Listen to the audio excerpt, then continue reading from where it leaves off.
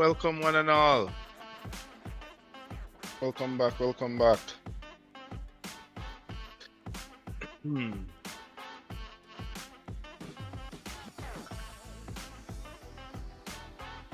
Yes. Daniel, how was your trip? How was your vacation? Is Daniel here? Yes, sir. It was good. It was good. Okay. Nice sunny days on the beach, relaxing on the lounge chair. Oh, sir, none of that. Oh man. Have you guys done your presentation as yet?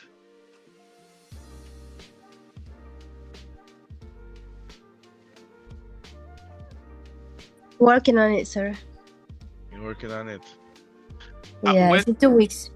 In 2 weeks. Okay. All right. Well, the train must continue, right? So we are heading right to our destination now. So this time around we had study tour at the beginning of the semester. So well, almost the beginning. So we had a bit of a weird start. So we got in, what was it, 2 classes or 1 week of class? And then we had to break for 2 weeks. I think, let's see, the last class we spoke about the theory project, right? And we broke up into groups. But we'll talk about that later. For this class, we're going to focus on the major project, right? So the last time we met, let me see here. Let me bring up website here.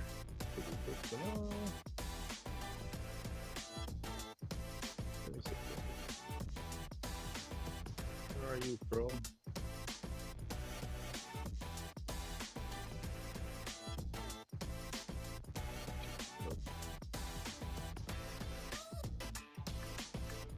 Oops, no, that's the wrong one.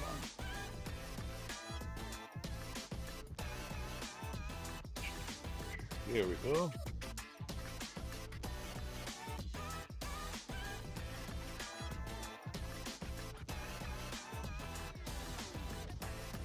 All right, let's head over to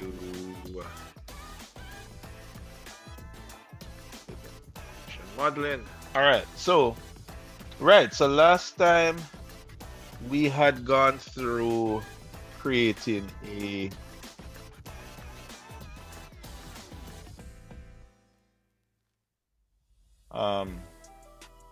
a solar study, and I had challenged you guys to submit the I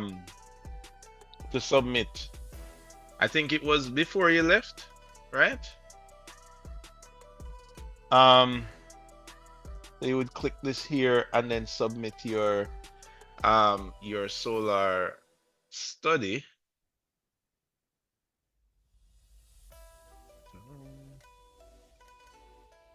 Right. Anyway, how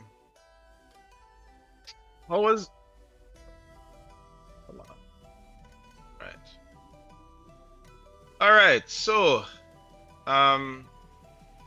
Evelyn, is Evelyn here?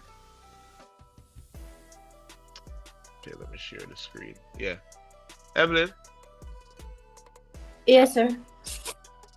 Right. So, how was it? It was easy. The part that I had issues with is the program, because I had to sign in, and then the option where you put your location, if the location was not available for me, so I had to do it in the web. It was difficult to do like a layout in the website. I had to put it in a PDF and just present it like that. Right. But overall, it was fun, sir. Enjoyed it. Right. So over the years we've done solar studies in Revit, but we're taking a kind of a new approach overall with computing in CSA. And well, my belief is that SketchUp is much easier. Revit does take a little. Revit has a conceptual mass editing mode, but I think it's a little bit more. It's not as simple as SketchUp. So we're going to be using SketchUp for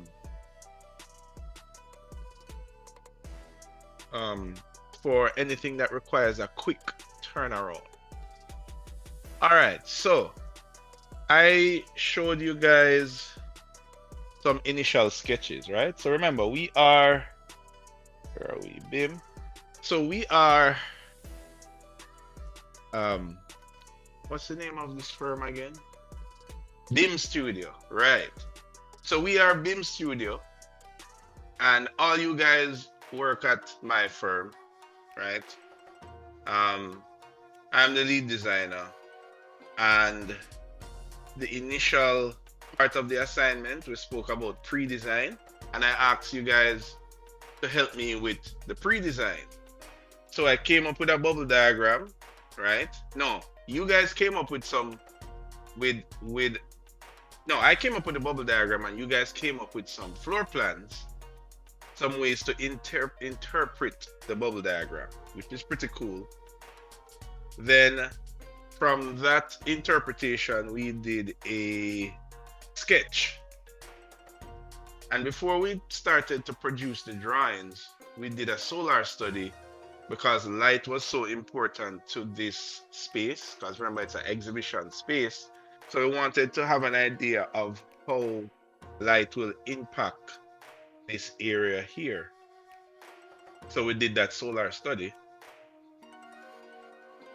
So now that we did the solar study, we did the initial sketch, the baton was passed to me to now do the schematic design, right? So we finished pre-design and then we're on to schematic design. All right, now just as a quick reminder, right? These are the stages of architectural production, right? This is when we're producing drawings, and we did pre-design already, and you guys focus a lot on pre-design. You've been learning that since first year. You explore it by, anything from party diagrams, sketches, bubble diagrams, even poems and pictures. It's basically things that you do to come up with a concept for the design. As it relates to architectural production, it establishes like spatial concepts. What does this space look like? What does the look and feel want to be like? What does the building want to be? But when we go to the next stage, which is schematic design, and this is where I would say your first real encounter with this would probably be second year when you guys did your ritual project. So you had to come up with preliminary drawings. You had to determine the number of spaces. Certainly in third year housing project, right? You had to decide on materials and color. And you had to work on the building's design and circulation, right? So this is usually the second stage when developing drawings, and it still holds true when you get out of school, right? We're still doing this.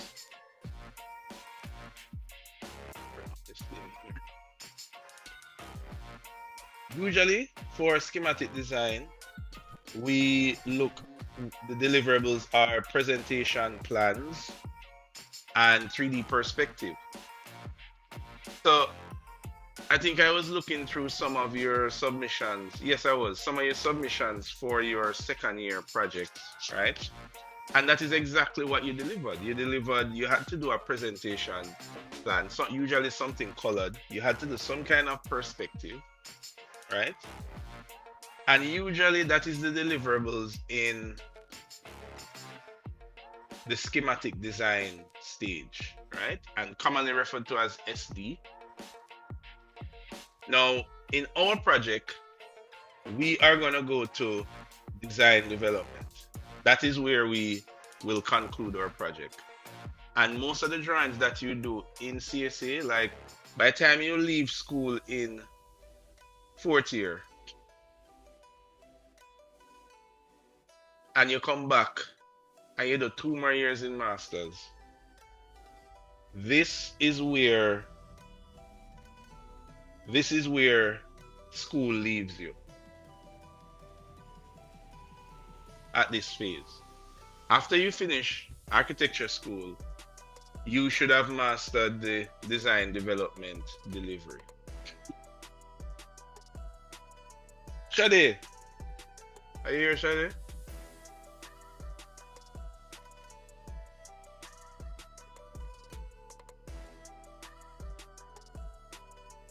Morning, Addison. See your message. Nope. She finding the unmute button. In the meantime, Shy here.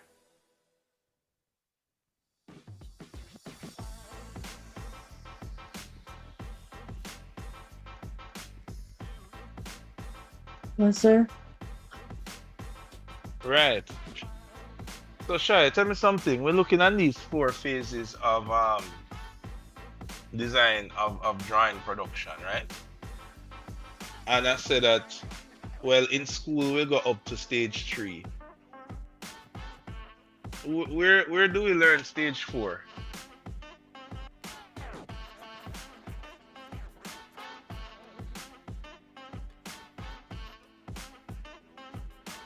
Two more years of architecture? Follow masters. Actually, by the time you leave school in fourth year, you would have done I would call it the introductions to design development. Or you would be good enough to reach that part. When you go in masters, all of masters is about design development. Literally. It's just about stage 3. First year to fourth year take you from stage 1 to stage 3. But you just kind of touch the tip of stage 3. And 2 years of masters is just stage 3. I mean, you're still doing pre-design and those things, but there is no focus on that, really. You know what I mean? Most of the focus is going to be on delivering this. When you pin up, this is what they want to see.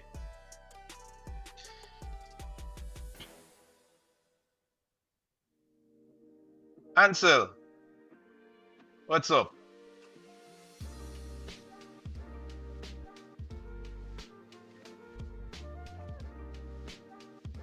I'm here, sir.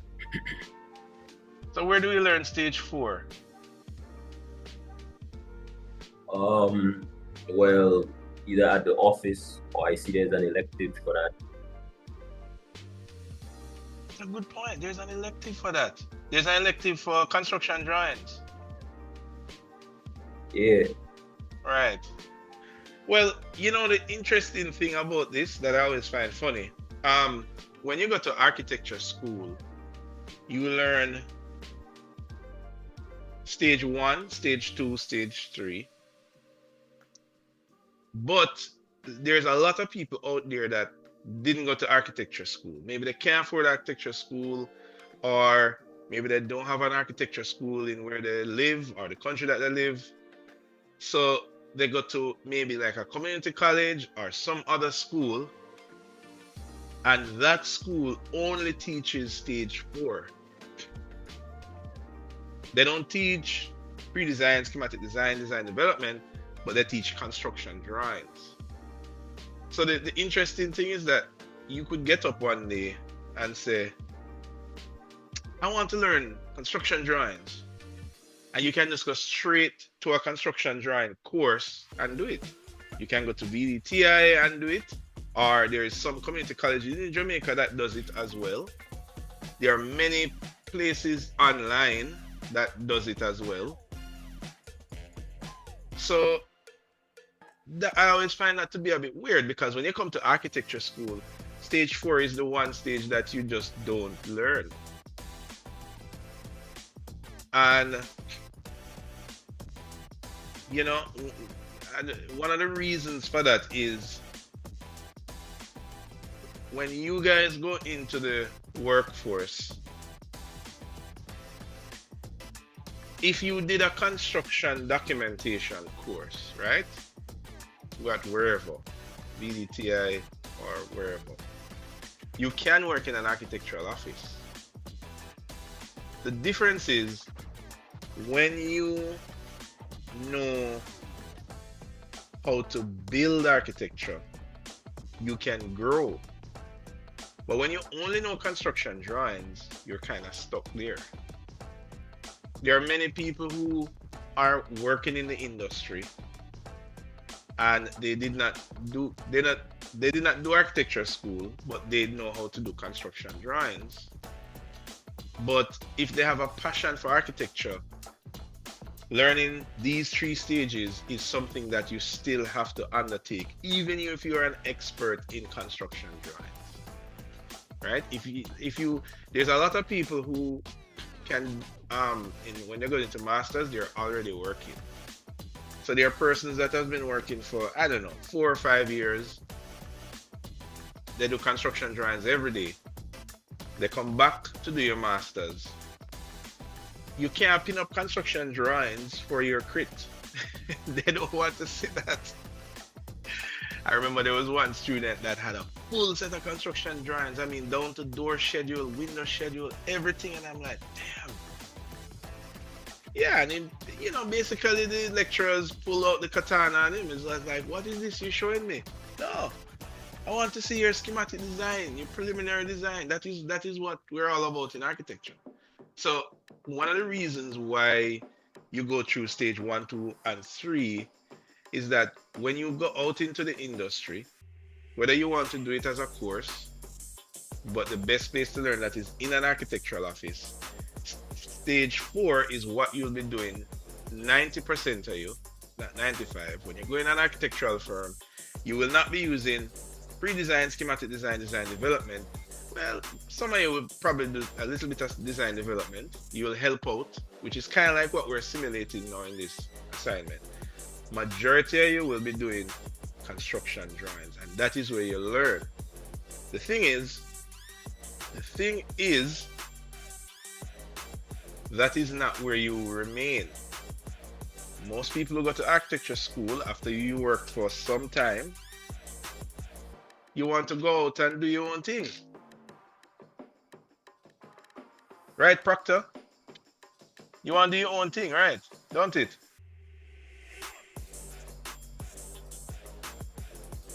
And if you just learn construction drawings, there's no way you'll be able to go out there and do you. There's no way you'll be able to go out there and learn how to solve problems, learn how to consider things like climate, culture, people, right? And that's why you end up with a lot of boxes being built in a lot of places, because unfortunately the public puts a lot of ratings on construction drawings, because that's what you have to submit to the parish council to get your building built, but not so much on pre-design, schematic design, design development. Construction drawings is a tangible piece of delivery, whereas a design,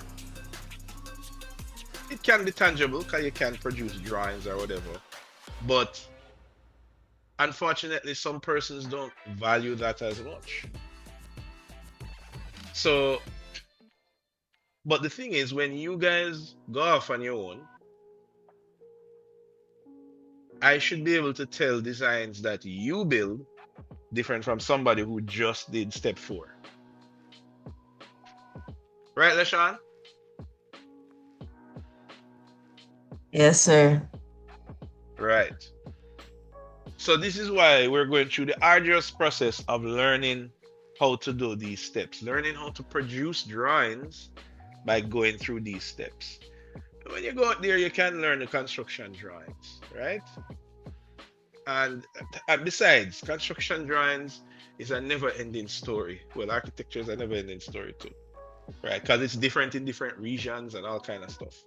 Anyway, so step 3, design development, is where our assignment will end. And that is where most of what you do in architecture school will end. So hence is why we're going to end here. Now, so the last time we met, you guys did the pre-design.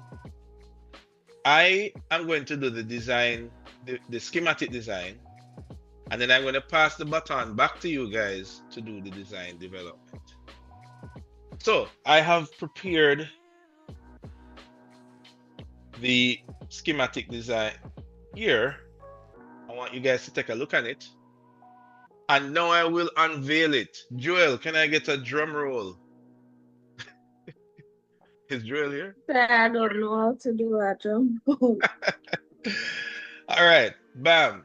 All right, so let's take a look on these drawings. And you guys can jump on the mirror board and take a look on the schematic design, right? If you want to get a closer look, or if you want to use my share screen, with whichever one suits you. All right, now let's look on the delivery for schematic design, right? So in the phase of schematic design, usually you will have some kind of site plan, floor plan. You will even have some key building sections, meaning in areas that you need to figure out what's happening, you'll have a few. Now, the thing about schematic design is that most of this is not concretized as yet. Schematic designs could just be straight sketches, or it could be a hybrid of sketch and drawings. It is a broad category, so you might work in a firm where their version of schematic design is a fully modeled building in SketchUp. And another firm, their schematic designs will be sketches on a piece of paper. Regardless of what the medium is, schematic design is where you start to work out, all right, what is going to be the size of this? What is going to be the height of the roof? And usually the process of producing drawings is the lead designer will do schematic designs. They will probably do the pre-design, the schematic design, and they will give Abigail the schematic design and say, Abigail, I want you to draw this up for me as design development. Right? Because in the schematic design phase, you don't really know. There are some questions that still need to be answered. And the only way to answer it is to begin the drawing production. So let's take a look at the schematic design. So we have a couple sketches here. So we have some perspectives. So the perspectives help to give an idea of what the building is. But remember, perspectives are not necessarily accurate, right? Because it's just a sketch. But you can get a better idea of what the building is. Now, our schematic design is very generous to you guys, right? Usually you work in an office, maybe you get an elevation, a section, and a plan, and that is it. Right answer, and then you have to draw up everything else. You have to look at those three things and draw up everything else, right? In our case, what I've given you guys is, so let's look on it. So this is the perspective. You remember how we had that part on the patio that juts out, and then remember the idea of how the step comes around. So now when you look at these sketches, you can see a little bit clearer of those ideas. And this building is so interesting because look at the different levels. I mean, you can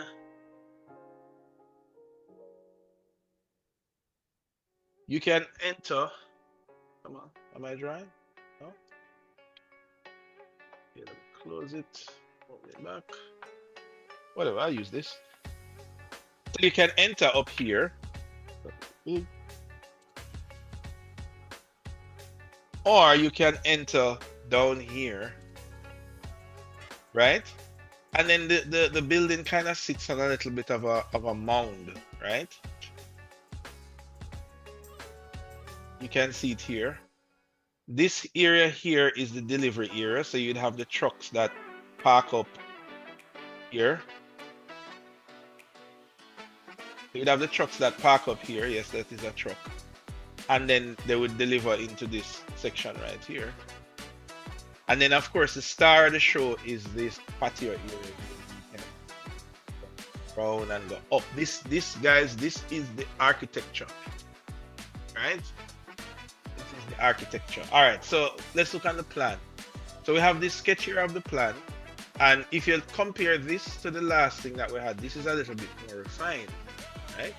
So you can, it even has some dimensions, which, by the way, when you guys are in an office and the designer gives you schematic drawings, sometimes they don't have dimensions. Sometimes they just have a overall dimension, and they would say, well, Matthew, just figure it out. But at the end of the day, the width of this building must be X amount of feet. And then Matthew have to, okay, let me put this building in Revit or whatever, and let me divide the spaces and whatever. So you will find that you have, I mean, I was a little bit generous with the dimensions. There are a lot of dimensions here, which usually that isn't the case. We can see this is the site boundary, right? And remember our main space here, right? This is our exhibition space that's right here.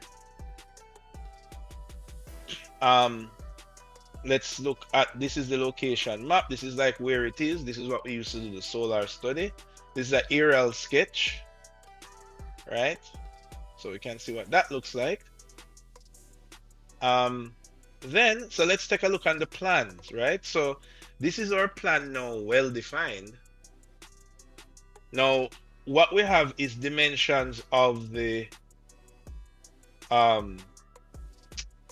grid lines. And this is what you'll find usually when you're doing schematic design, you may not have the dimensions of, okay, what is the width of this door? What is the width of these bathroom stalls? You know, what is the width of this sink? What is the length of this reception counter? You don't really have that much detail yet, because those are just ideas that may or may not change. But the things that are more rigid and stationary are going to be things like, I'm going to have 3 columns here, because it's the structure of your building. So when you're doing design development, your structure, your grid lines, that is usually something that carries throughout the whole of the project, right? And what I can do is I'll show you some examples. I'll show you some examples throughout the module, right? But we want to keep the time, right? Because we do need to start this. All right. And then the upper floor, you know, so for example, we know that we have 1, 2, 3, 4, 5, 6, 7 doors. We don't necessarily know the width of the door and the type of doors, but we know that we're going to have this entire facade is just doors, right? Now, when you do design development, you know the width of every one of those doors. You know the type that it is, right? We don't have the dimension of these columns, but we know that there are columns.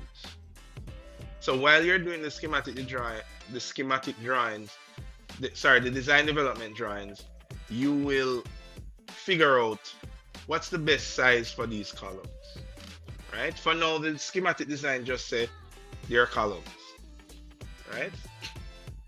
And that's here. Now, I was generous with the grid lines. There's quite a bit of grid lines because that will help you with your design development drawings. Also, you have a topo drawing that's here because, as you know, the building kind of sits on a hill. So we have the heights of all of these. And we have a bunch of elevation sketches. So what you're going to do is you're going to use these sketches to help determine what the building is. Now, the reason this is my favorite building is because it is not a normal, it's not big. Like you're not going to be modeling a huge multi-story building, but at the same time, it's kind of complex. There's different things happening for it. Everything from the angular patio to the curved step. It's on a little hill where you have a lower and an upper entry, right? So these are different elevations, right? And by the way, so elevation 1, that corresponds with these. So elevation 1 would be this. That's elevation 1.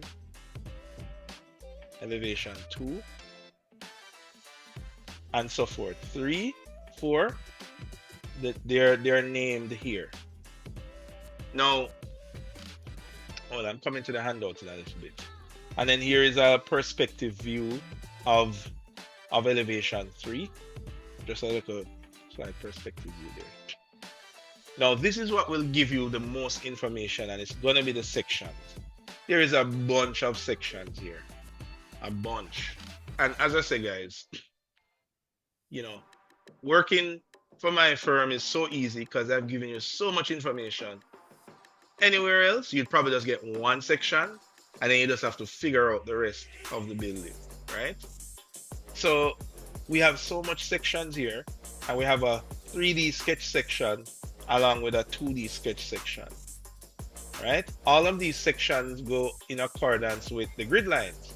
So the grid line 5, that's right here, is the same grid line 5 that is right here. So you can coordinate, oh, where does this section cut? Oh, it's here. You know what I mean? And then below we have some details. So this area here, which is quite tricky, I've given you some radiuses, right? So you're able to, Joshua, did you do technical drawing? Joshua here?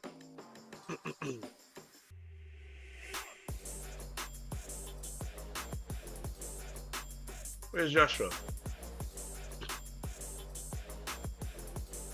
Remember, you guys can message me too. Anybody here did technical drawing?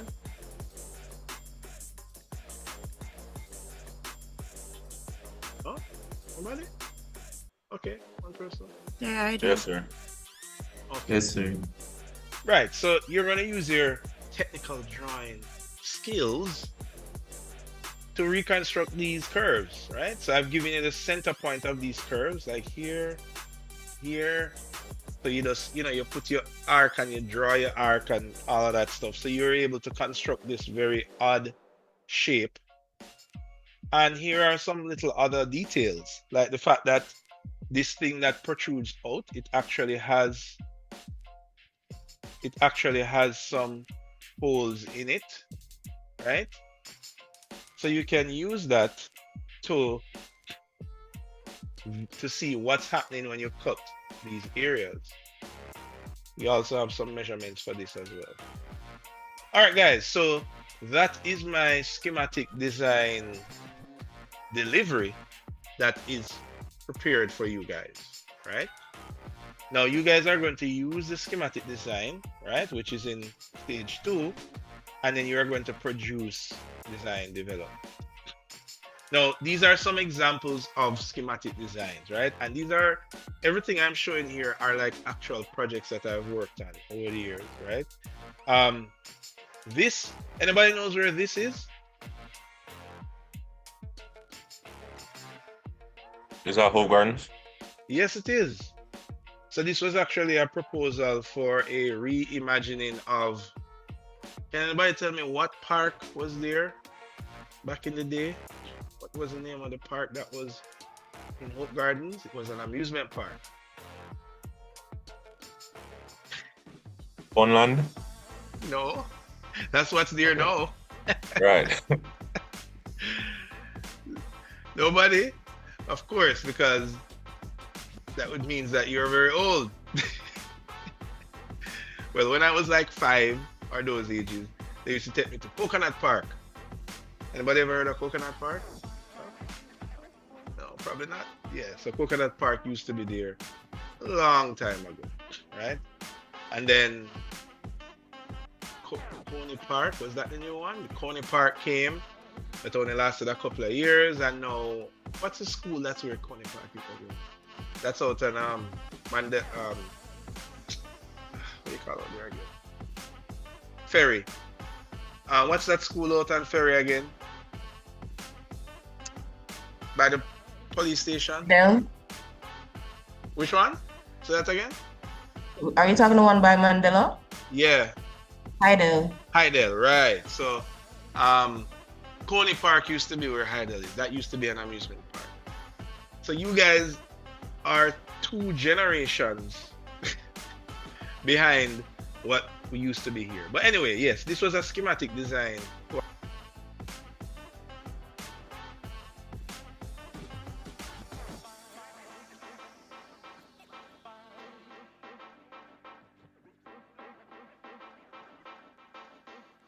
Right, right. And so this was a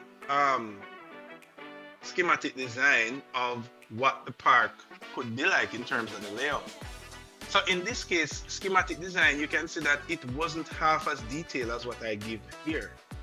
And that's why I'm saying schematic design varies. Now, if in our case, because we're going to be doing design development, I went ahead and gave you as much details in the schematic design phase. But for a project like this, the objective is to create an idea that is possible and look for investors that would be interested in creating this project. So the objective of this was not to go to design development or construction drawings. So in this schematic design phase,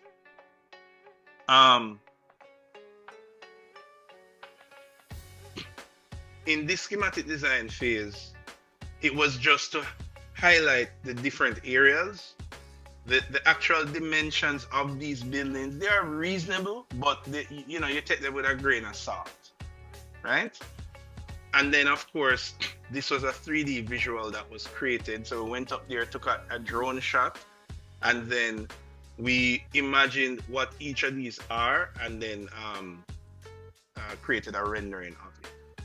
So this is another version of a schematic design, and you can realize this is similar to what you guys do in architecture school, right? So this one was a residence, and it was just, okay, I have an idea for what I would want for my residence.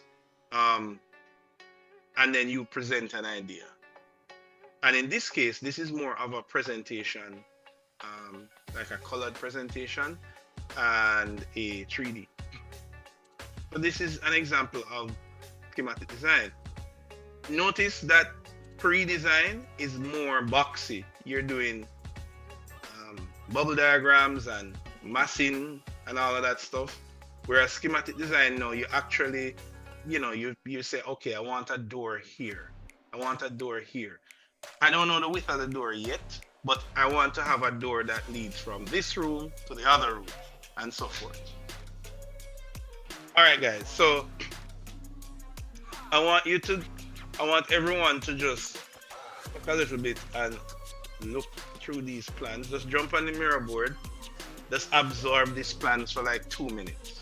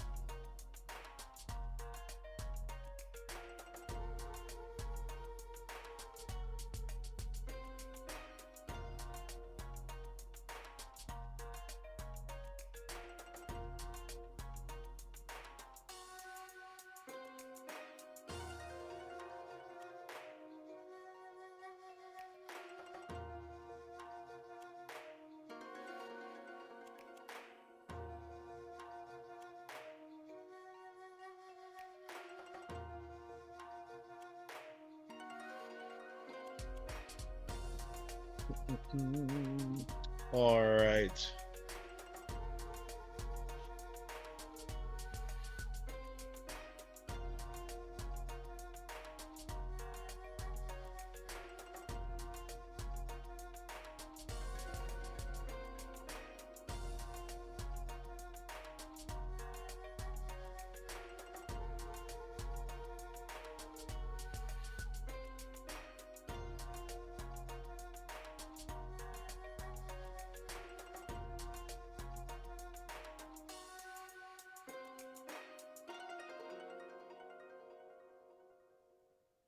All right.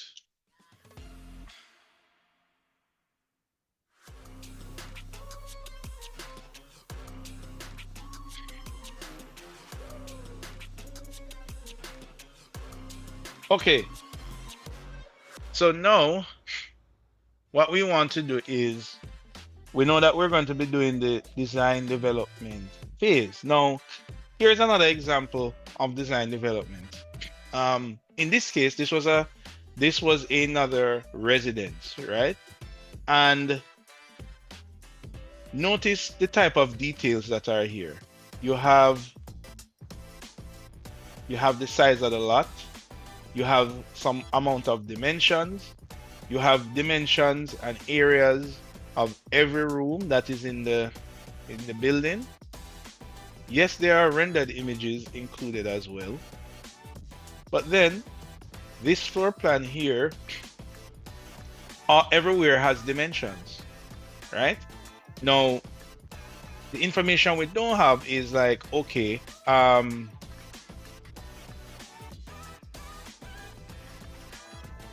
what is the price of all the doors in this project, right? Where are we going to buy the windows from? Alcor? Is it from China? Where? Like,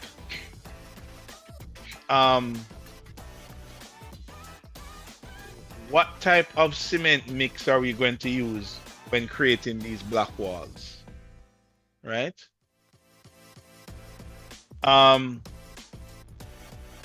That is information that we don't have yet, and that would be done in the construction phase. In the design development phase, it is kind of a confirmation of all of the spaces and the design before going to construction phase. So notice that we have all dimensions. We know, for example, how much windows and the height of the windows. We haven't sourced the windows yet, right?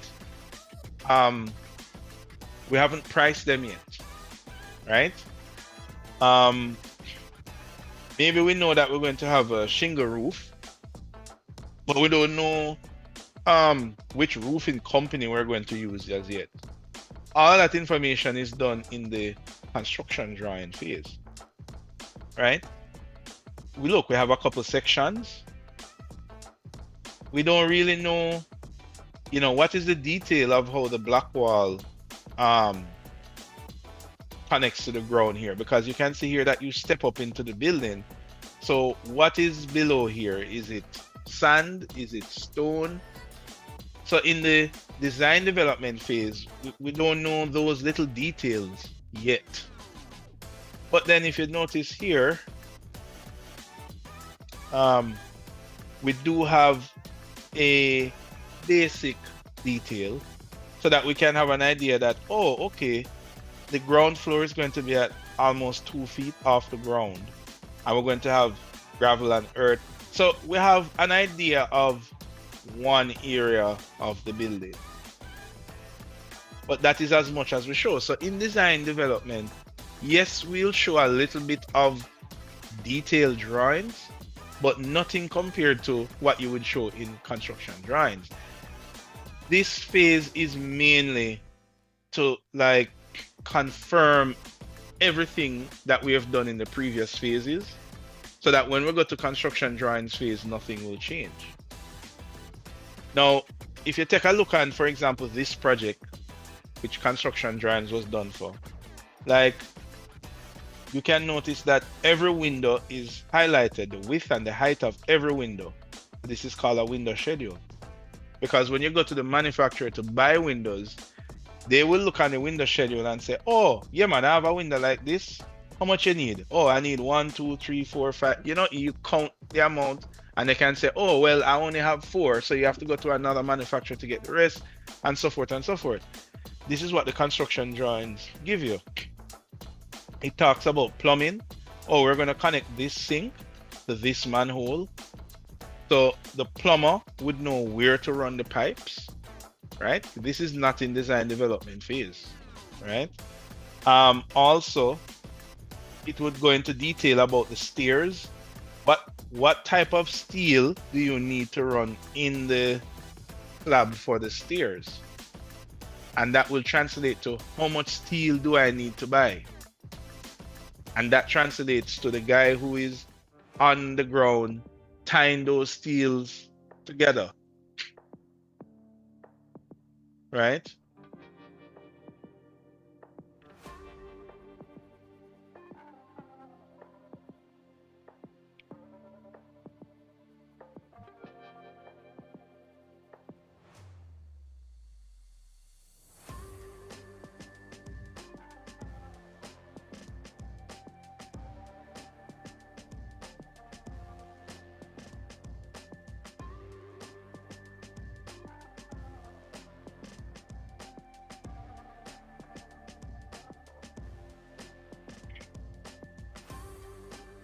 You have roof eave detail, right? How does the gutter connect to the roof?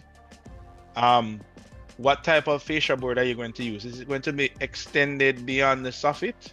Or is it going to be in line? Is it going to be at an angle? If I compare that to this design development drawing, like, sure, I have a section, but this section doesn't show anything much. I don't have a detail of this section that's here, right? So Leonardo, are you seeing the differences between design development and construction drawings? Yes, sir. Right. And, you know, as I'm saying, even though construction drawings might seem more technical, it's just not something that you necessarily learn in architecture school. One of the big reasons is that different climate. You could be in architecture school, you could be doing architecture school in Germany, and you're from Jamaica.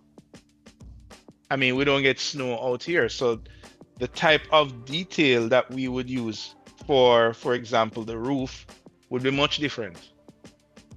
You know, walls in Jamaica are so simple. You have black wall and you have paint. Have anybody ever seen a wall in a place where there's like extreme temperatures? Anybody ever see a detail of that? Yeah, it's kind of crazy. You have multiple layers because the place gets so cold. You can't just throw a black wall and some paint and wrap up in blanket. You will freeze or you will burn up. One of the two of them. So, you know, construction drawings will be different. Or working drawings. It's called construction drawings or working drawings. Some people call it drawing documentation as well, depending on which region in the world you are. All right, so let's go back to what we are doing. We are doing design development. So at the end of the day, this is what, something like this is what you guys will be producing for me in our little in-class studio, right? And to do this, you're going to use these schematic design drawings and sketches to produce it. All right, so time for another drum roll, and then I turn over to you guys so that we can get going. So we're going to be using Revit today, right? So heads up with that.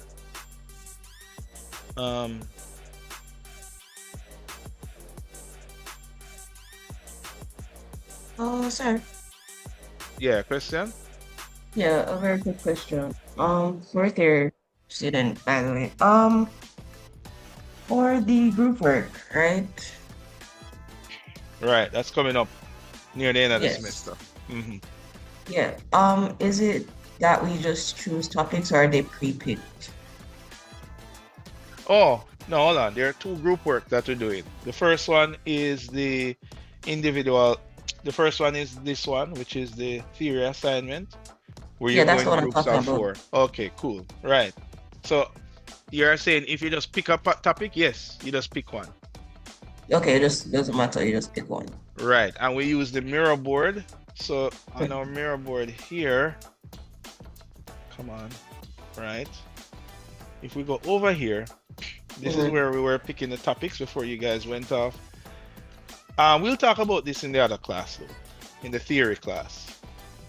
Because Okay. like some of these groups have too much people, right? So we'll have to reshuffle some of this. So we'll talk about the topics then. Okay, sir. Thank you so much. Cool, no problem. All right. It is time to unveil the first half of the major project. So remember, our projects for this semester is going to be divided into the major individual project and a collaborative project, right?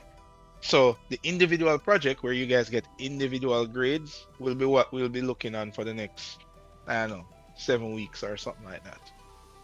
During that time, we will hit certain milestones, which is represented here. So the first one we did was solar study, which we passed already, and we'll say you submitted that. That's great.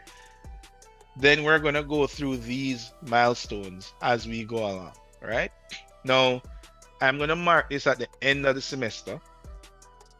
However, you get bonus marks if you submit your partial, evidence that you have partially, that you are keeping up with the schedule while we're going through. Yes, Addison. Yeah, when did we do this solar study? The first week. I'm so confused. Yeah, hold on. What? Today's your first class? Yeah. Right. So, okay, the major project that we're doing, the first part of it is we did a massing model and solar study. So what you can do is jump back up here. Let's go to the class recording section, right? And everything is there. So this was the first class to your presentation, right? Just go through one of this. And as I said, you don't necessarily have to watch the whole 3-hour thing, because when you click on it, there is a summary below, so you can look through the summary to see what was discussed. All right. I wouldn't be able to go through no. Right. That's fine, sir. I can submit today. Okay. Ish. Okay, that's fine. Sure. Go ahead and do that, since today is your first class. All right. Thank you. But Thank you very much. but also,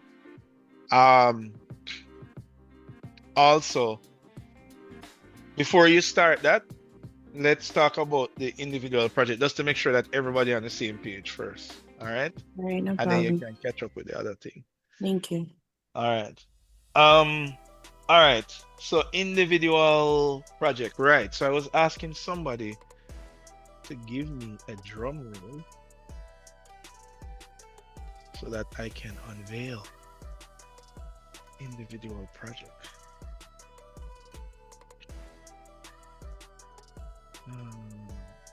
Wait, don't give me drum roll yet. I have to log in to remove the thingy.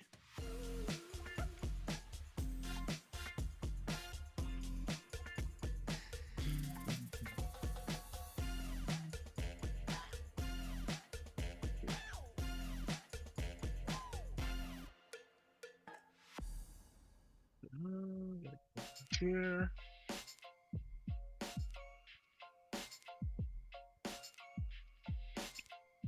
It's loading, guys. It's loading.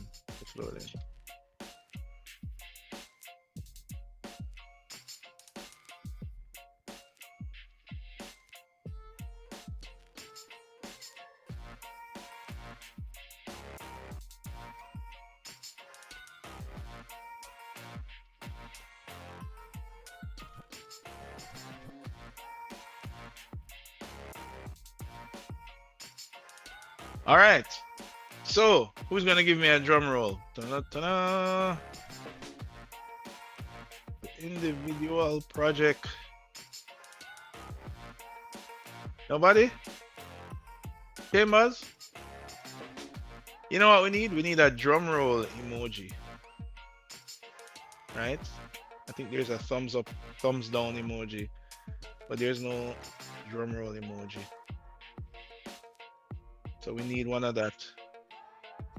All right. So what you guys do, just head over to the class website and just hit refresh. And you should see it now. Yes. Okay, cool. All right, let's take a look on this. All right, you guys can see my screen, okay? Yes, sir. All right, so this is the BIM major project. All right. Was that meant to be a drum roll thumbs up? All right, so we're talking about the individual project. In this project, you will learn how to use BIM to produce drawings across key stages of the architectural design process. The class will simulate the production workflow of a architectural practice, right? So we are BIM Studio, as I said at first, right? And I'll be your lead designer for the semester. In this setup, I'm the lead designer, and you guys are going to be architectural designers, right? And in the first class, I think we spoke about the different levels in an architectural office, right? So that is on the mirror board. You can check it out. All right, so this is the design process. We are going to go from pre-design to schematic design to design development. So for the massing that we did a couple weeks ago, you're required to produce conceptual massing using a SketchUp model. You did that already, right? Remember, guys, hold on. I should keep reiterating this. This is a project that I mark at the end of the semester, or near to the end. So the things we're doing now are going to be a part of a package that you guys submit to me.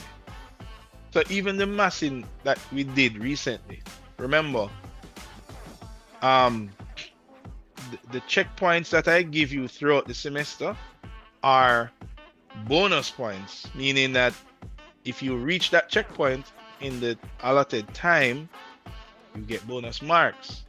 It is not the final marking. At the end of the day, this entire assignment, the two parts of it together, add up to 60%. Right? So it is just a big assignment that we mark at the end of the semester.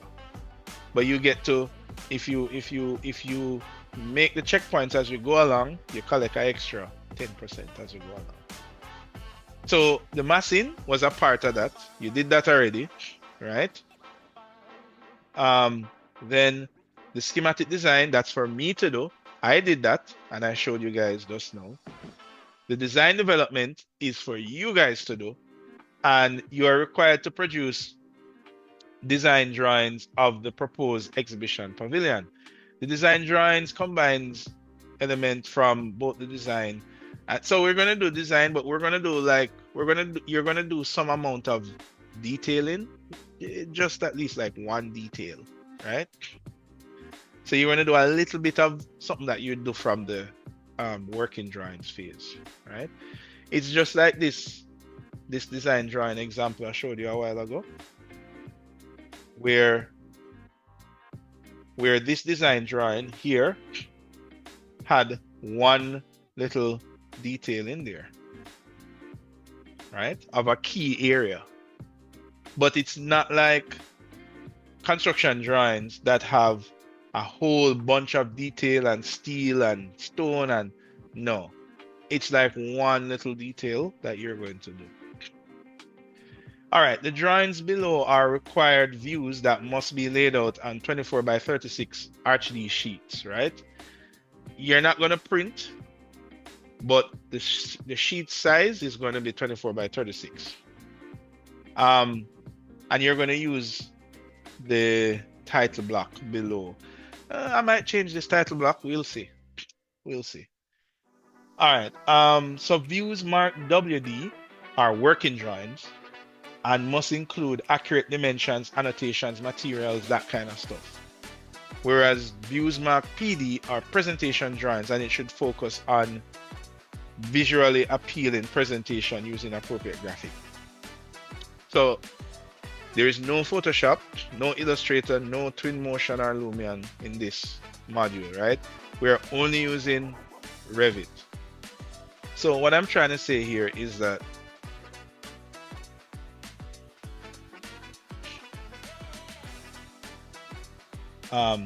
this would be, for example, a presentation plan.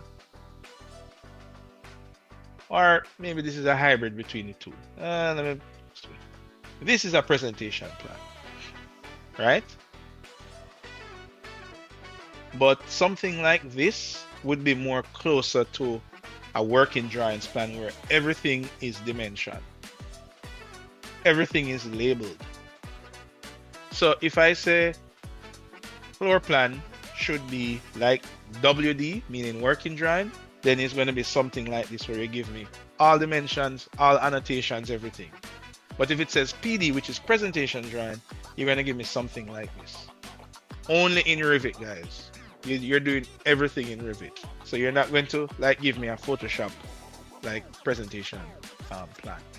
What is that you, sir? Hold on, we'll come into that. We'll come into that. Okay. So at the end of the day, meaning this is going to be due like in week 10 or somewhere. We'll look on the timeline so we can know when it is due. These are all the drawings that you're going to do.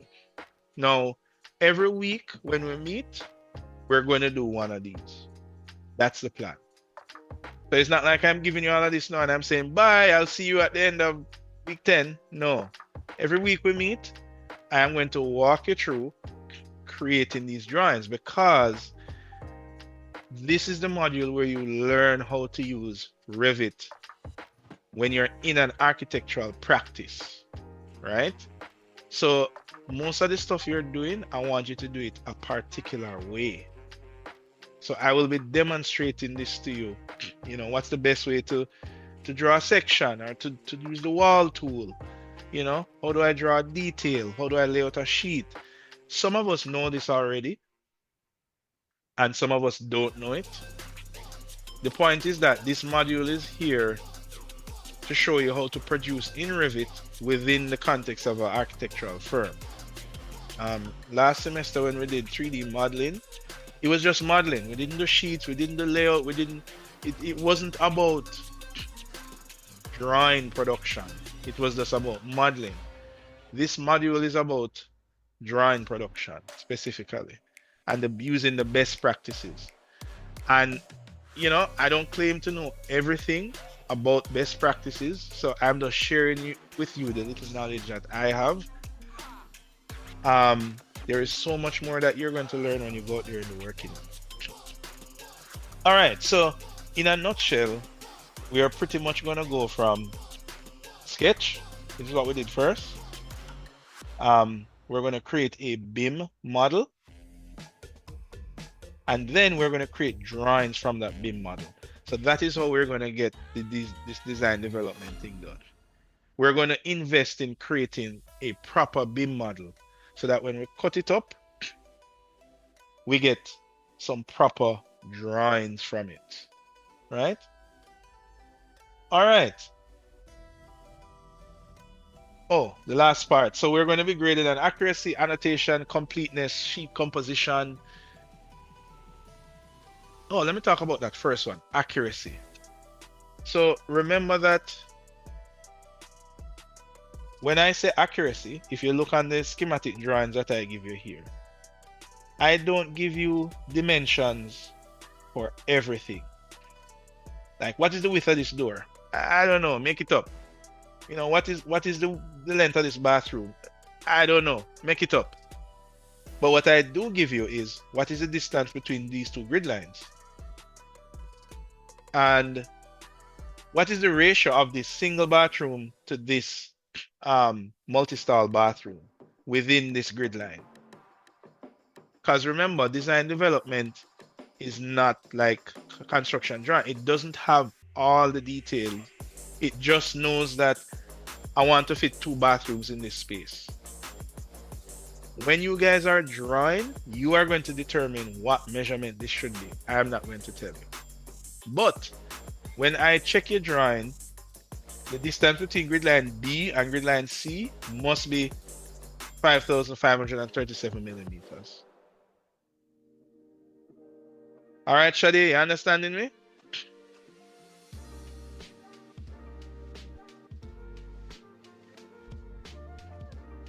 Shadi, you here?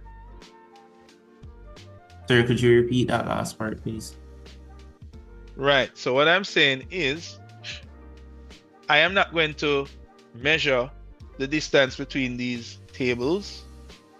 I'm not going to measure the width of this stall because I don't know what it is. It's just a sketch.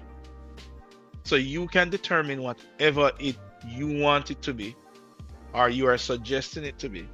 However, I am going to look at the distance between grid line B and grid line C, and it must equal what I have in my drawings, which is 5,537.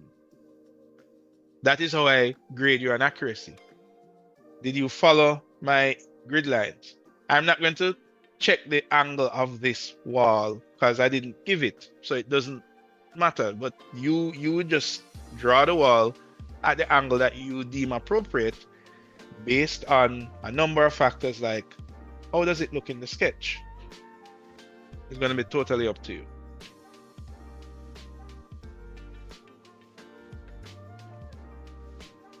All right, who'd ask me? Okiri, or was it Leonardo? Okay, sir. Yes, sir. I understand.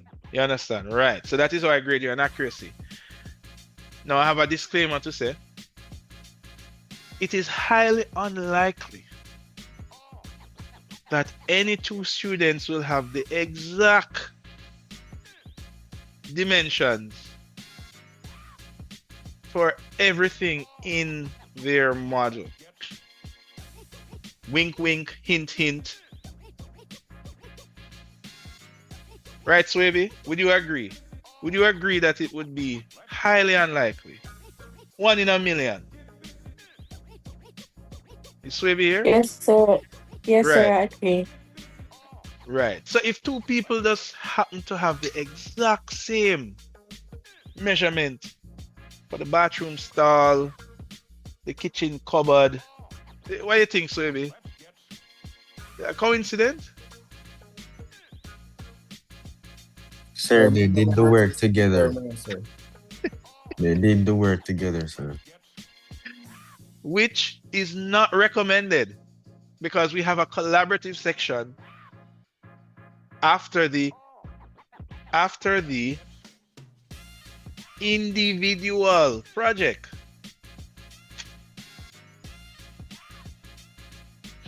Right here? Yes, sir. So guys, I'm just saying, all right? This is a individual project because everybody here needs to know how to use Revit in a production environment. So I expect it to be individual project. All right. Okay. So what we're going to do today is we are going to start with, if you look on, I have this possibly timeline that we can follow. So this doesn't really go according to the phases. This is just for us to follow. So we went through the design phase. We did some massing models and we did a solar study with the massing model. For the 3D model creation, usually we deal with levels, walls, structural elements first. So that is what I'm going to be doing with you now. We're going to be moving into that. This is going to be kind of like what we did last semester, right? I'm going to go through it in class, the recommended way. You can follow along. If you get left behind, use the recordings to catch up. And along the way, I'll be going into different thoughts and ideas. If you have any questions, we can talk about that. All right, guys. So what I want you to do is to fire up Revit now, because we are about to begin our journey with the individual project using the design drawings. Now, for guys, you can. Did I not put a link here? Crap. Well, okay. The drawings are on the mirror board, but you can. I'm gonna give you a link to the drawings. Yeah, Gavin. Sir, question. So I still haven't gotten 1024 without 1025. Is it the case where the same file will be used for the calibration aspect, or Well, I can just do the individual part and then get the 1024 and well, put it this the way. calibration part separate? The reason why I said everybody should use 2024 is because when you get to the calibration part, when you guys go in groups, you're going to select the group member with the best model. So, and then everybody is going to use that model. So if your model happens to be the best model, then everybody else in the group may have to install 2025 to work with your model. No problem, sir. So I'm just saying, I'm going to be using 2024. So all my demonstrations will be with using 2024. All right. No problem. No problem. All right.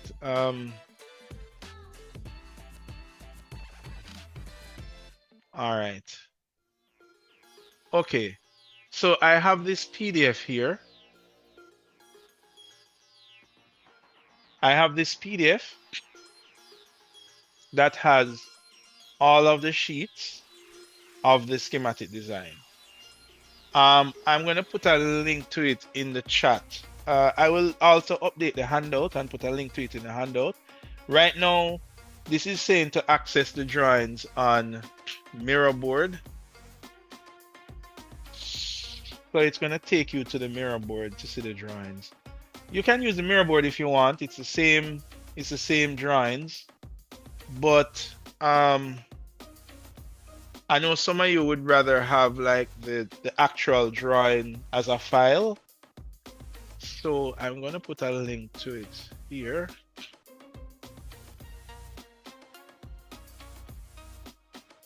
Oh, wait, I'm going to put it on the website actually. Here we go. BIM student content, individual project,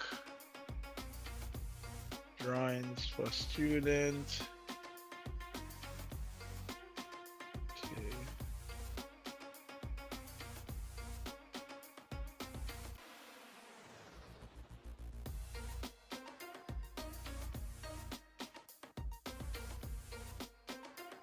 All right, it's there now. So when you go to the website, guys, right? So important. In order to see the design development drawing, the schematic design drawings that I created, these sketches, you are gonna just scroll down to where it says supporting files. And there's a folder here that says drawings for students. You're going to go into that folder. And there they are. So the PDF is there that has all of the drawings that you see on the mirror board, as well as the individual drawings. So you can actually see the JPEGs of the individual drawings here.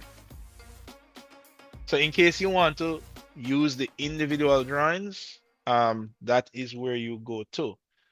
Other than that, you can use the mirror board if you want. I'm going to be referring to the mirror board. All right. All right, so 10:30. Okay, hopefully we never go overboard too much. We're gonna jump into getting started with the project. So everyone should fire up Revit.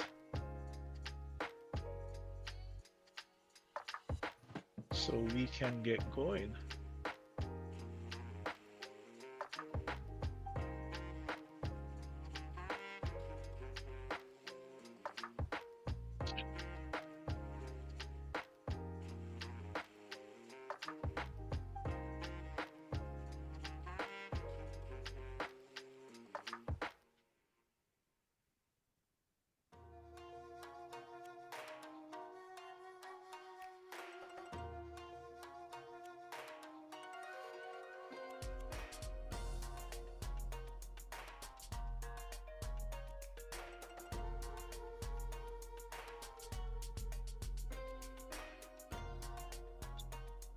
If I can just... Oh, am I muted? Yes, I am. With the BIM software. All right. Here we go. Then when we go to the construction documentation phase, it's mainly about detailing, listing the different types of materials, the specifics for those materials, how much of them you will need, how much doors will you need, how much the legal design. Go ahead. All right. Now that we're in Revit. All right, guys, can you hear the audio okay? Okay, yes, Lashawn, so do you think this will be here for you? You know where to go to access these things, all right? All right, everybody hearing the audio and everything, all right? Yes? Yes, sir. Yes, sir. It's kind of low, but I can hear it good. All right, cool. Let's go for this a bit more. All right, so let's get going. When we open Revit, we will see all our previous projects, and we're going to choose new project. Now, depending on the version of Revit that you're using, you might see Imperial multidiscipline, or some of us might see residential or commercial. Regardless, just ignore this, and you're going to choose browse, and it's going to take you to a folder that has different templates, right? Now, in case you don't have this folder, it should be located in your program data, which is usually hidden. But once you install Revit, it should install by default, right? In this case, I'm using Revit 2024 in templates, and this is English Imperial, that templates that we have here. All right, so that is where it is.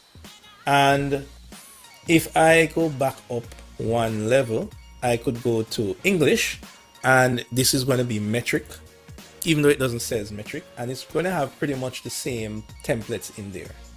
So what we want to look for is, we want to look for construction default metric, right? If you don't have that and you choose residential, doesn't matter. But we're going to be choosing a metric template. All right, guys, do you see the metric template? This is important because this is the start. After you choose this template, everything I refer to will be based on this template. So it's important that you use either the construction or whichever one you see are using. Is there anybody that for any reason don't have the template folder? Because I can send it to you if you need, or I can download it. There, it's loading, so I haven't really figured that out yet. It's just loading. Okay. All right. All right. So when you load up Revit and you go to new project, just remember. There's a residential default. Yeah, but I'm going to be using the metric version. I think your Revit will default to Imperial. So when I choose new project, for me, this comes up, and then I go to browse, and then it shows me all my templates. But as I said, it's going to default to English Imperial. So if you want to go to metric, you have to go back up. Oops, you have to go back up. And then you have to go to English. You just go to the one that says English by itself. All right, you guys got that? And I'm going to be using default construction. I think this is the one I'm going to use, default construction. Yeah. And then you choose open.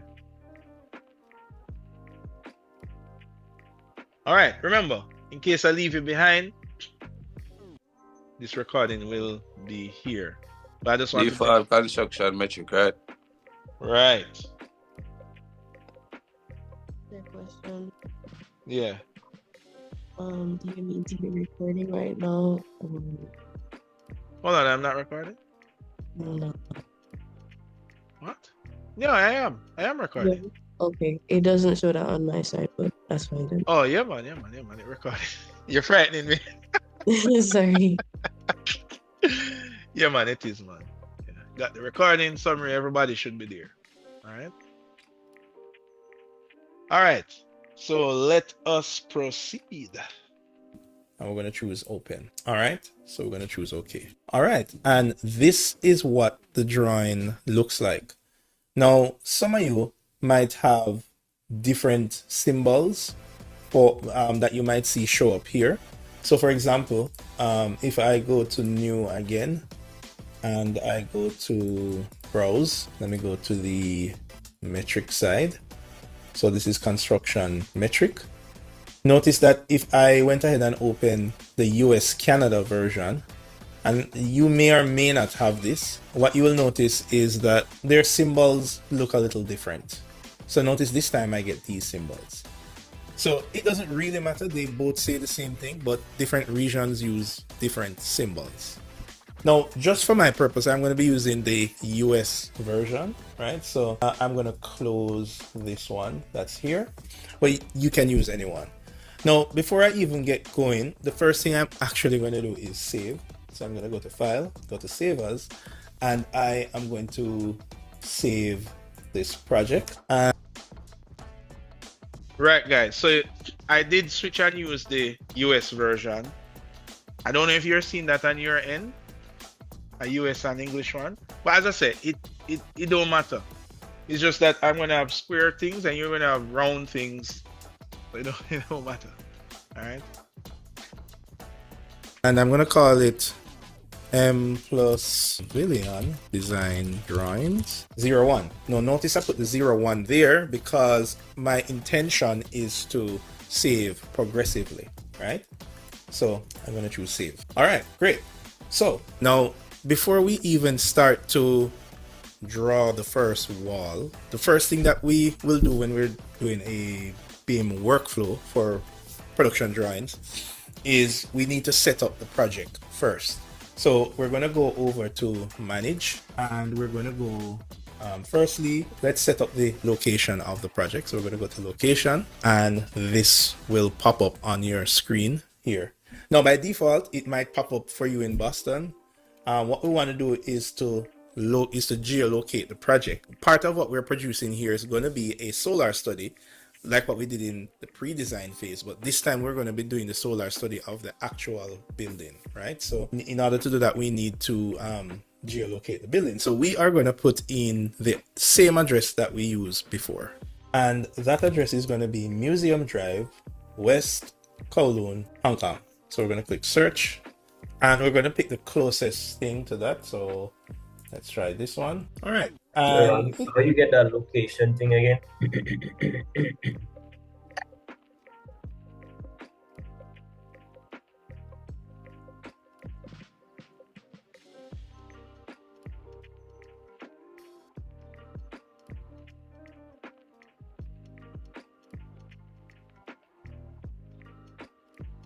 Sir, for some reason I'm not seeing that one. We can't hear you. Yeah, okay, listen. Sorry. Yeah, I was saying that. Right. So you go to manage. You're saying you're not seeing location on the manage. Oh, I see it. It's an icon. I'm not saying the location. It's just an icon. Right. And the reason for that is when you small up the Revit window, notice it changes. Right. Right.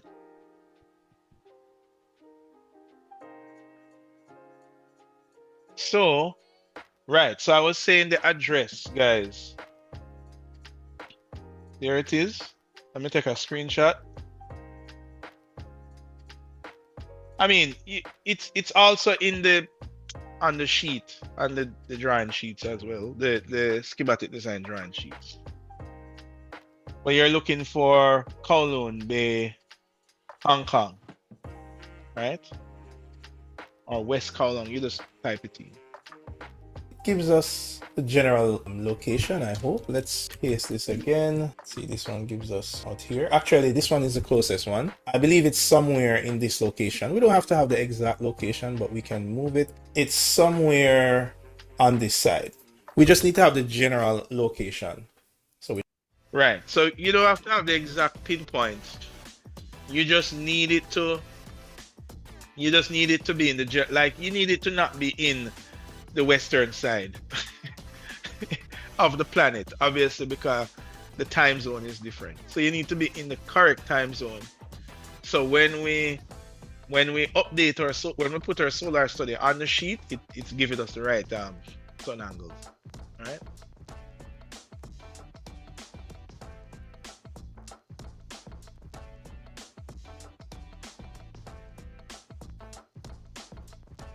All right, everybody with me? Hopefully. All right, let's keep it going. Choose OK. All right, so our building has been geolocated. Next, what we want to do is go into project settings, project parameters, actually, not project parameters. We want to go into project information, and we want to start to set up these information. So author is going to be my name. Building name is going to be M+ Museum. Then organization name is going to be CSA Computing, and the description is going to be major project. All right. Also, I would want to put my ID number after it, so I'm going to put 1, 2, 3, 6, 7. Then the client name, we can leave that. Project address, we're going to use the same address as before. Museum Drive. Click these 3 dots. There we go. Let's put this in another line. Project name. Let's copy that here. All right, great. Actually, for the project number, you can use your ID number. So we won't put the ID number here. We will put it down there. So basically, you're just filling out a form on the project. Now, don't worry about this in case, because I'm kind of running through this quickly, because I want this lesson to fit within this class. So you can always fill out this project info after. But you're going to need it for later, so don't forget to do it. Client name, I'm just going to put CSA, and then I'll choose OK. All right, so that is the project information, and I'll click save there. All right, next we want to set up our unit. So we're still in the manage tab doing all of these things. So we want to go to project units, and yes, we want to use degrees. For distance, we actually, for length, we want to use millimeters. That's fine. And we want to go to 0 decimal places, and we want to put mm after that. So we want to use that way. Good. All right. So this is where you go to set up all your units. I think everything else there is okay. So we're going to choose OK there. Now, once we have this set up, the first thing we need to do is to set up our coordinates. Now, I'm going to go to my view and head over to turn on my project browser and my properties, right? So this is what your Revit perhaps looks like. Now I'm going to move my properties over this side. That way it can be much larger. Now I'm going to go to the site view. Based on the template I'm using, notice that it sets up some views for me. So I'm going to go to the site. Now when I go to the site, notice you see these points here, these points, and these are actually 2 points together. If you hover over them, it will say multiple selected, and if I go to filter, you can see it tells me that I have my project base point selected and my survey point. Now in a nutshell, this is super important, especially when you will be collaborating with another team member. For example, you might have a project where you have 2 buildings on a site and you are working on building 1 and somebody else is working on building 2. Then these points become important so that when you put them together, they are aligned properly. Now, for the project that we are doing, we don't need to necessarily move these points. But just so you know, the survey point is usually based on coordinates from a survey. So, for example, if there was a civil plan that was used and we had to align to that plan, we would place the survey point at a location that everyone in the project would agree that this is the survey. It's like a reference point per se. Now, in our case, we don't need to worry about that too much. What we need to do is, if we take a look on our floor plan, so let's take a look on our site plan. So if we look at our schematic design drawings, and here we have our site plan, we see that we have some values that you see here. Now these values, if we plug them directly in Revit, we will get the exact boundary that should be for this site. Most surveys that you will use to reference your building, they usually come with these numbers, and these numbers are accurately aligned geographically. So if you plot them in Revit, you will get the exact positions of those points, and it will make your site plan accurate based on geographic data. So what we're going to do is plug these values into Revit. So in order to do that, make sure that we are on the site view. Then we're going to go to massing and site, and then we're going to go to property line. And we're going to create a property line by entering distances and bearings, right? Now, in this case, because we have the distances and bearings, we're using this option. If we did not have the distances and bearings, and we had a site plan and we were just tracing it based on the site plan, then we would use create by sketch. However, so we will be using the... Yeah, go ahead. My thing froze when you were speaking about the project-based point and survey point, and I see it skip to this, like what happened exactly? Well, I was just highlighting it. You don't need to change anything with it. It's just that when you go on site, you're going to see that blue dot, and some of us we might be wondering what that blue dot is. So there are actually two blue dots exactly over each other. And the main purpose of it is if multiple persons were working on the same project, you use it as a kind of reference point. Right? So if you're working on building 1, I working on building 2, somebody working on building 3, and it's a big project, all of us would reference that point so that when we put the buildings together, they are correctly aligned to the site. So that was just a quick theoretical overview. We're not doing that in this project, so that's why I'm saying don't worry about it. I was just telling you what it was or what it's used for. And then property line, you know, it's a create property line. Like, did you draw something or? I'm about to. Okay. So we're gonna create a property line using distances and bearings, right? So property line is your property boundary. This is, as I said, these are some of the things when you open Revit to do a project. This is some of the first things that you set up, right? And in our case, the property boundary, you can see it here on the site plan.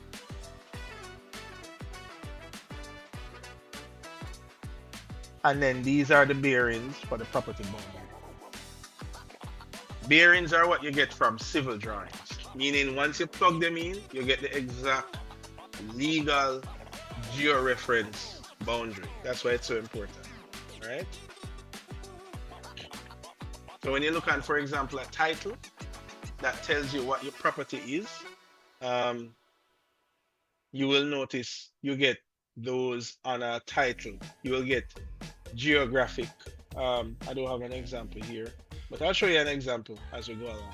You will get those numbers on a title because legally those are your boundaries. And to be as accurate as possible, you would want to plug those in directly into Revit. We create by entering distances and bearings, and we're going to be entering the bearings that is on this drawing here. Okay, so first, let's start with here. So this is northeast, so northeast 40 degrees. So we enter 40, and this is going to be 39 22.33 meters. You have to put the meters because we are using millimeters, so it will convert it from. Next, it's going to be, so we're going to choose insert, and we're going to have southeast at 50 and yes, guys. So this is data entry, basically. So you can have some fun with data entry. I know it's not fun, but when you plug these in, you get your boundaries to be exact, which is important, right? 18.65 meters. All right. Then we have northwest at 90 degrees, and it's going to be 22.83 meters. And the last one is going to be northwest at 50 degrees, 29.60 meters. All right. So as long as we enter these values in correctly, we choose OK. And we're just going to put this pretty much anywhere. So we can see now that we have our boundaries. Now, yeah, I know that was pretty quick. We're trying to also race the clock. Sir, how long after the class will the recording be available? Same time. As long as, however quick Zoom takes me to encode it, I usually make it available same time. Because as I said, guys, I know that this is a little bit of data entry, and it will probably take 15 minutes or something. So don't. What you can do is just you can follow on other things in the video, and then you go back to the things that take very long. Because what happens is that we want to at least get through the first segment in this class, so we keep the pace going. Because remember, you know, guys, it is not necessarily, I don't expect you to be following me one for one as I go through in the class.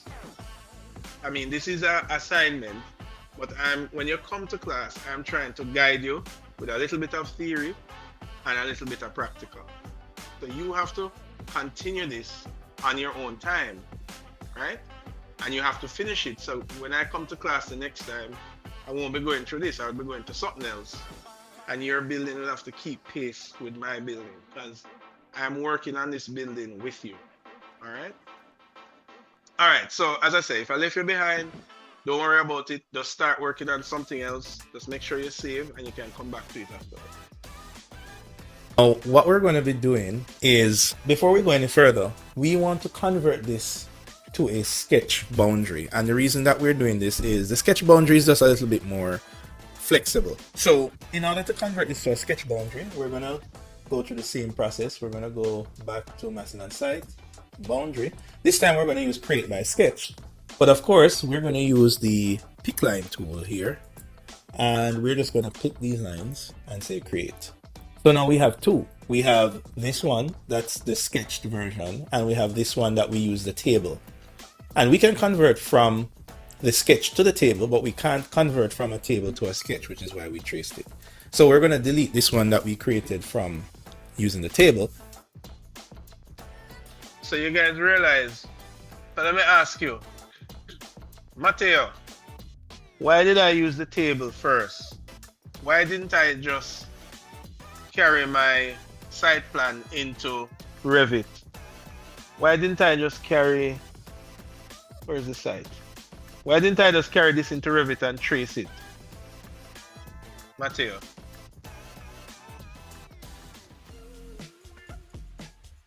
Mateo here?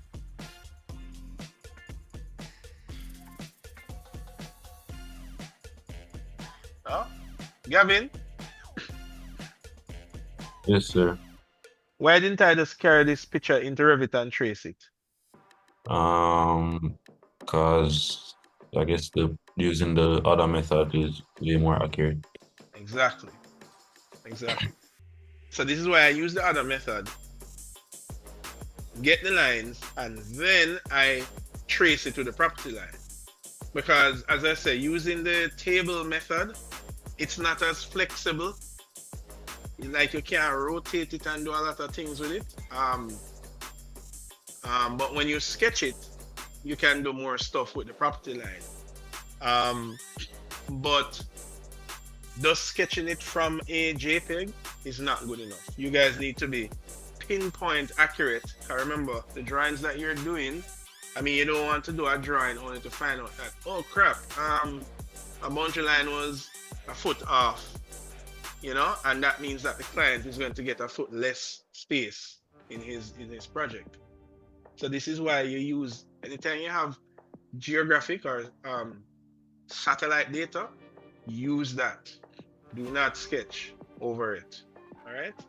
Then you become very accurate when you use the satellite, when you plug in the bearings. And we're going to work with this one that we use a sketch, because as I said, the sketch is just a bit more flexible, right?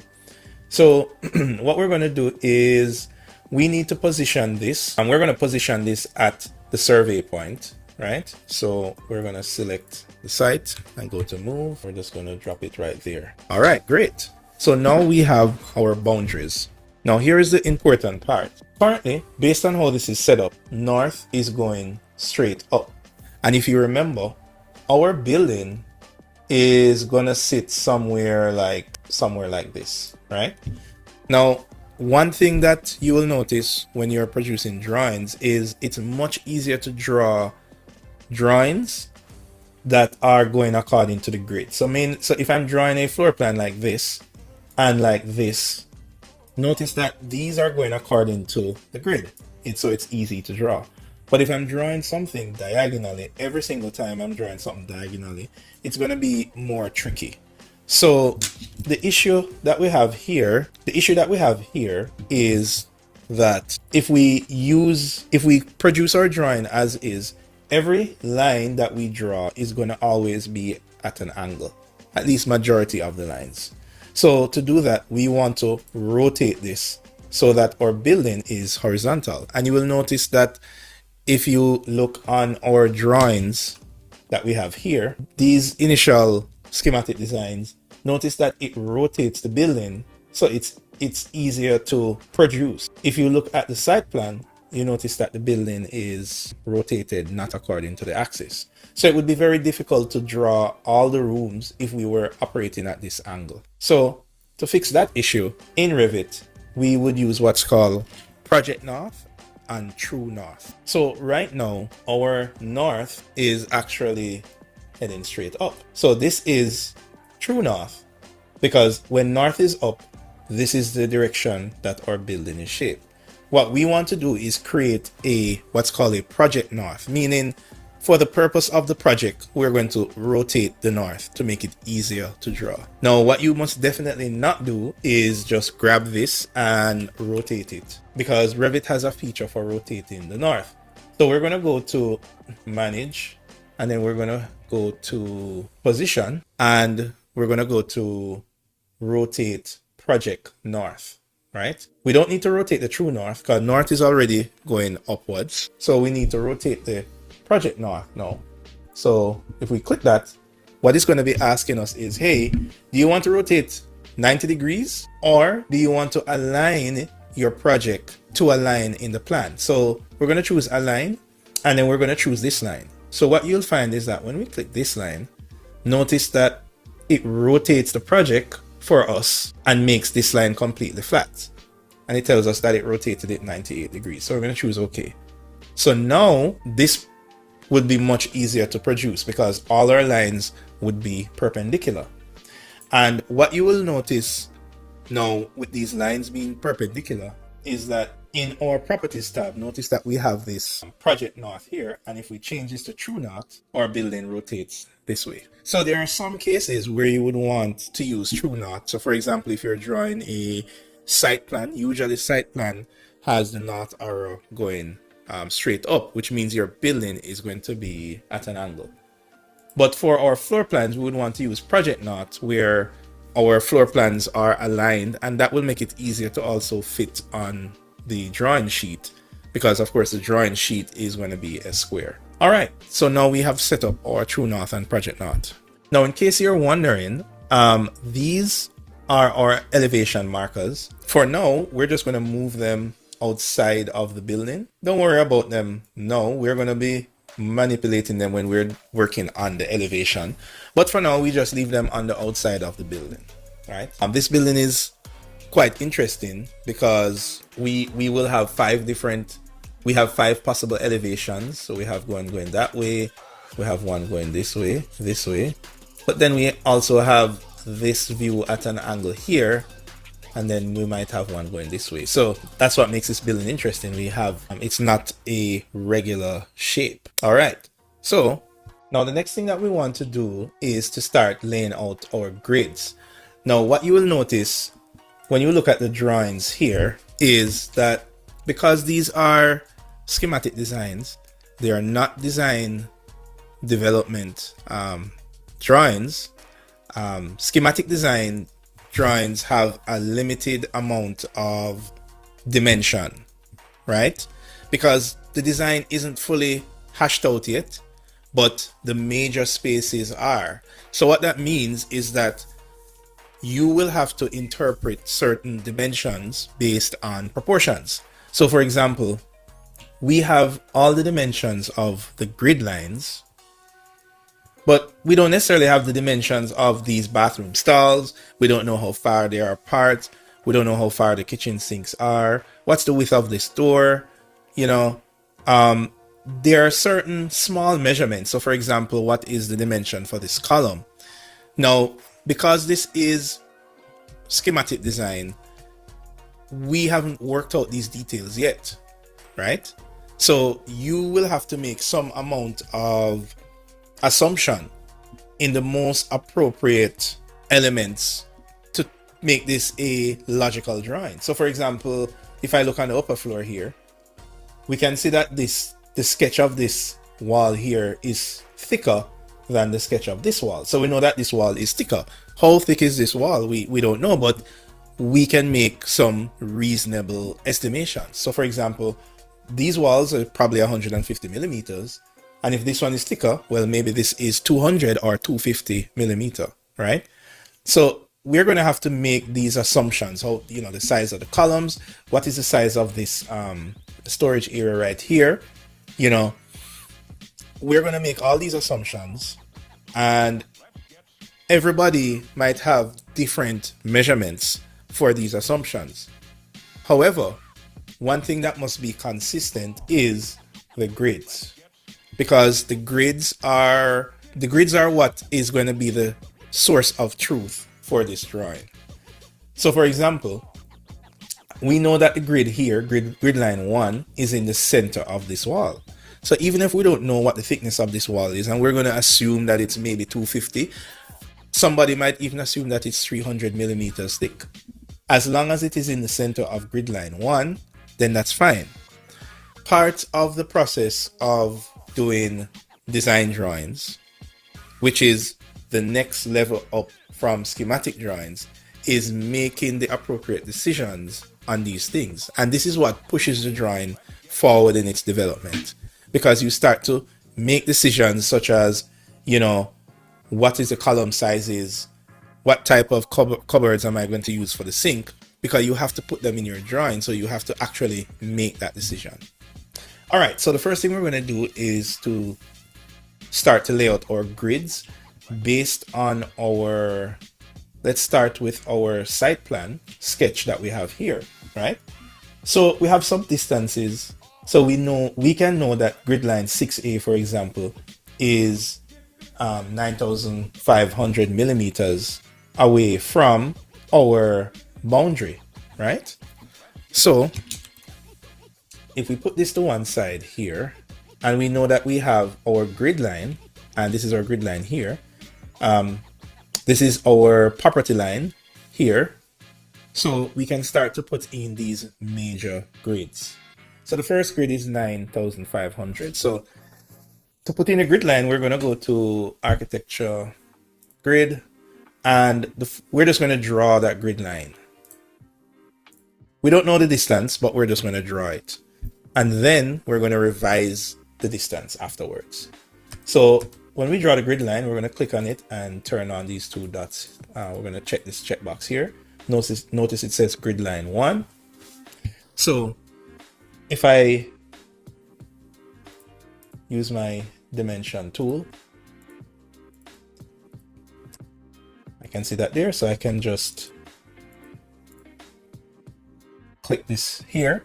And the thing about Revit, what you'll notice is, notice that when I click on this grid line here, this text changes. And the reason for that is that I can now click in here and just change the distance. So I can write 9,500 like that.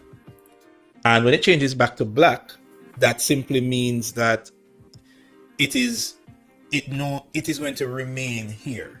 So Revit has temporary dimensions and it has permanent dimensions. I drew a dimension here, so this is permanent. But when I click the grid line, it changed to a temporary measurement so that I could actually edit it. So that's actually pretty cool, a pretty cool feature. All right, so this is my first grid line. I'm gonna go back to architecture and go to grid. I'm gonna put in my next grid line here. Now, first thing I'm gonna do is name this because I don't wanna get confused. So I'm gonna click in here and write 6A. Then I'm gonna put grid line A0. So I'm going to check this checkbox here so that the grid line shows up, and I'm going to write A0. All right, great. So then I'm going to go to dimension and I'm going to put my dimension line like so. And of course, if I click this, the dimension now changes to a temporary dimension, and I can see that that is 4,000 millimeters. All right, great. So let's continue with this process. This offset here is 8,250. So I can copy this grid line, or I can just go to architecture and draw a new one. So I'm going to put in this grid line here. And this is going to be grid line 1. And grid line 1, I'm going to get my dimension tool and put that there. And that should be 8,250. Click this, then I can change it. All right, good stuff. Then we have this grid line A3. All right, so I'm gonna do the same thing again. Now, what I can do is I can press enter, and enter will give me the last known command. So the last command was my dimension line. All right, tell me something. Did anybody manage to get in their property line? Oh, sorry. Say again? I was just using the grid. Okay. Because that's what I was about to say. You can actually start putting in the grids according to the dimensions, and then you can add in your property line when you have some time to do it a little later. So that's why I'm saying, guys, that try to do the most that you can do along with the video. There are some tasks that will take you longer, that you have to kind of sit down and go in your own time. But there are other things that you can actually do while the video is doing. And then later you can just put them together. All right. So I would say, guys, try to see if you can lay out the grid like what I'm doing now. And then you can add in the property line a little later. Because that way you can at least follow it.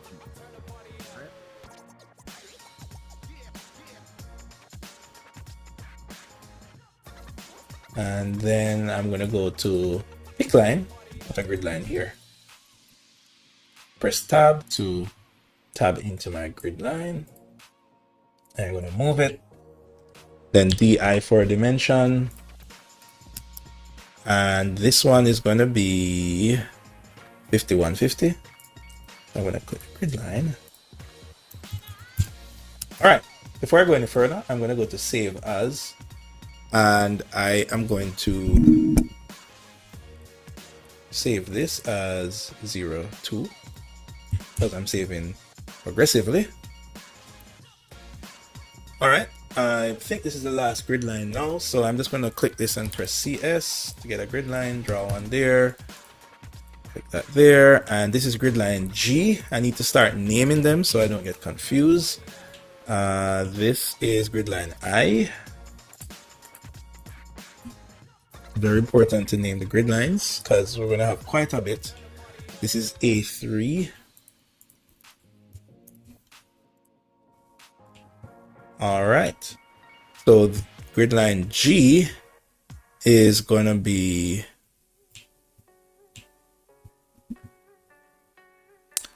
we don't have that distance, but we know that, but we can use this distance here. Okay, so we can use these distances to get what is grid line G. And that's the beauty of having these drawings, because we have all of these measurements here that we can use. Okay, so let's put in the other grid lines before, so we can confirm G. Now, I am still on the site plan, and what I'm going to do is I am going to click this grid line, right click, and I'm going to go to override by category. And what this will do is I will override the graphics for the category I have selected, which is grid lines. So when I do that, I'll get this dialog box here. And what I want to do is make all grid lines halftone. So it's going to be more gray. So I'm going to choose OK. So that way I won't confuse my lines, right? All right, cool. So let's put in the rest of measurements. So we have a bunch of grid lines to draw here. So we're going to do CS. Oops. Actually, we can use the offset tool. So I'm going to use offset tool here.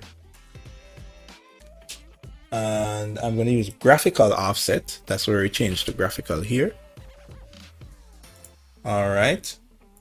So now I can click this, go to offset.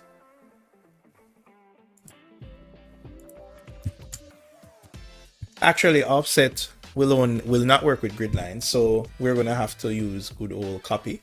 So we're going to go to modify, we're going to go to copy, and we're going to select, well, let's select grid line first. Then go to copy, and we're going to make sure copy multiple is on. So next grid line is 735. Then we have 1533, then 1946. Then we have 2058, 5537, 3163, and then G is 6153. All right.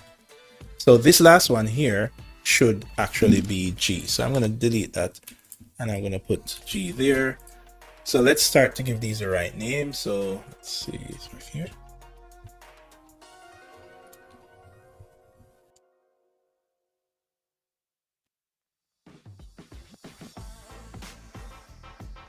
So we're going to start, let's put some dimension lines here.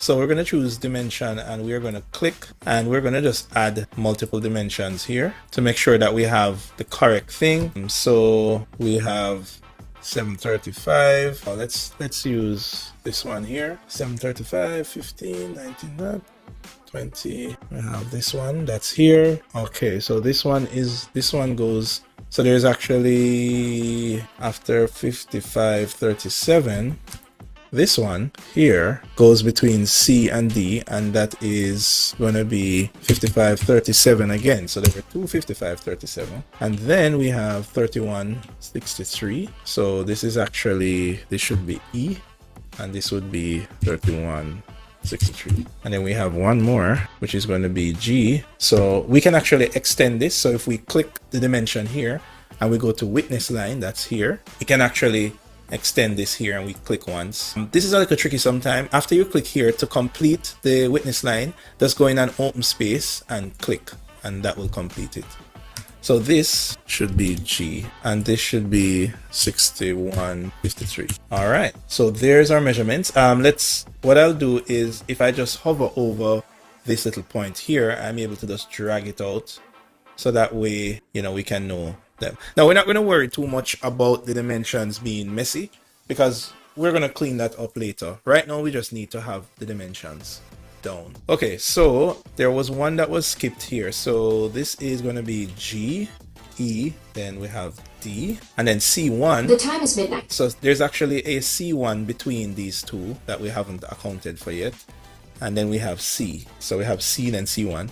Then we have B, and then we have these. So this is a 2, this is 1, this is A. All right, there you go. All right, so we need to have the distance for C1. That's C1 here. Okay, so yes, we can see that between C and C1 is 1936. So we need to copy this. So we're going to copy it first. Then we're going to click on this. And then what we can do is we can just click edit witness line and just click this point here. And then we just need to click in a blank space to complete it. So we need to click this, which is going to be here, which is going to be C1. And we need to edit C1 to say 1936. There we go. So this one should say that. 735, 133, 1946, 2058, 5537, 1936, 1. This is 01 and 02. Probably just a slight difference, but that's okay. All right, so we have those distances in. Let's put this out here. So for right now, these measurements are really just reference lines. So let's get our grids in on this side now. So we had 6A that is here. And what we can actually do is align these grids. So I'm going to drag it and I'll just hover here and notice I get this line. So that now they're connected. So when I move one, both will move, right? So this just makes it a little bit easier to understand. All right, so let's get these grid lines here. So it says 6A, then 6 is going to be 720. So we're going to do the same thing. We're going to use a copy tool and click and choose copy. So that's going to be 6, 5. I'm actually putting them in first, and then I will refine the measurements later. 4, 3, 2. All right, so 1, 2, 3, 4, 5, 6, and then 6A. So now I'm going to put in the dimension lines, and then I will just change them as I go. So, right, so 6 and 6A, this is going to be 720. Then to 5 is going to be 7977. 6596 is going to be to 4. 6596. Then 2100 is the next one. 2431. Then 1751. This should actually be, okay, hold on. I'm gonna click this one. Let's make this a little longer and then go 1751. There we go for 21. So what we want to do, you want to make sure that these grid lines are actually accurate as possible. So even this one here, I got 3602 and this is 3601. So I'm going to select these and I'm going to move this down. I'm going to use the move tool and move it down by 1 millimeter. There we go. So now we have 3602. I want to make sure that these are accurate as possible because everything else will be an estimation, but these grid lines is the only thing we have measurements for. So we want to make sure that they are 100% correct. All right. So we have a grid line called H1 and that's going to be 2159. So that's this one here. So I'm going to get this out of the way. So this one, so CO to copy, and I'm going to make this 2159. And this is going to be grid line H1. There. All right. This would be a good time to save. And we want to make sure that, oh, there's actually another grid line here, grid line H. I don't believe we have that. So grid line H is going to be 16599. So this is grid line H. Let's align that. Okay. All right. That's good. We have most of our dimensions in. I'm going to remove this dimension and just extend this one out. And I'll do the same for here. Extend this out, extend this out. Yeah. Then I will extend this one to here and here. All right. So we have dimensions pretty much on all sides. All right. So I do believe that's most of the grid lines. So we have H, H1, and I on that side. All right. That's great. Now the next thing that we want to do, so we're still on the site level doing all of this stuff. Let us get our elevation markers fixed up. All right. So we have 4 elevation markers here. So the main thing is that we need to rotate them. So to rotate them, you need to click on the box and then you have the rotate icon that's going to be right here. So you just rotate them. So we're going to put this one here. We will put this one here, rotate it. Oops. It will snap automatically. This one is good here. We'll leave that there. And this one we'll rotate to here. Now we don't have an elevation marker for this side. So what we can do is copy this and we'll put it here. And then what we'll do is click on the little box. And what we'll do is check this one and uncheck that one. There we go. All right. So we have elevation markers. And what we need to do is to check our levels. So now if we look at the elevations, notice we have 0. So we have lower floor, upper floor, and then we have a couple others. Every elevation has different markers, but let's just do the main one: lower floor, upper floor, and roof. So in order to put in elevation markers, we need to be in an elevation view. So we are gonna do that by going to an elevation view. That's gonna be here. So let's move this out of the way and let's go to elevation. I'm just gonna pick one at random. Well, what we can do is let's name them so we don't get it confused. So I am gonna go to my site plan, make sure that I'm on my site plan view, and I'm gonna change this to true north. So true north, meaning north is now up. Let's move this out of the way for now. So north is up, straight up. So this is going to be, this elevation view here is going to be northeast. So I'm going to click on that view by clicking on the triangle here. And where it says view name, I'm going to write northeast elevation. This is going to be my, let's say, southwest elevation. That's going to be this one here. So I'm going to click on the little arrow. Remember, you have to click on the arrow. And I'm going to say southwest elevation. And this one is going to be south elevation, definitely, because the opposite of the north. It's already south. Good. And what I noticed, guys, is that the name of the elevation is that I'm entering here is actually behind where I have my my camera. So that's why you're not seeing it. It's actually in this location here. So it was behind my camera here. Sorry for that. So that is where I went to name my elevation.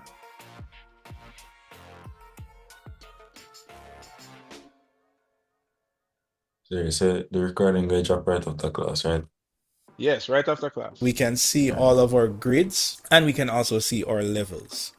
So to make this easy, let's select all our grids, all our levels, and we're just gonna move them over to the right so that way we can see them nicely. And let's see what we have here. So we're just gonna put on the main levels.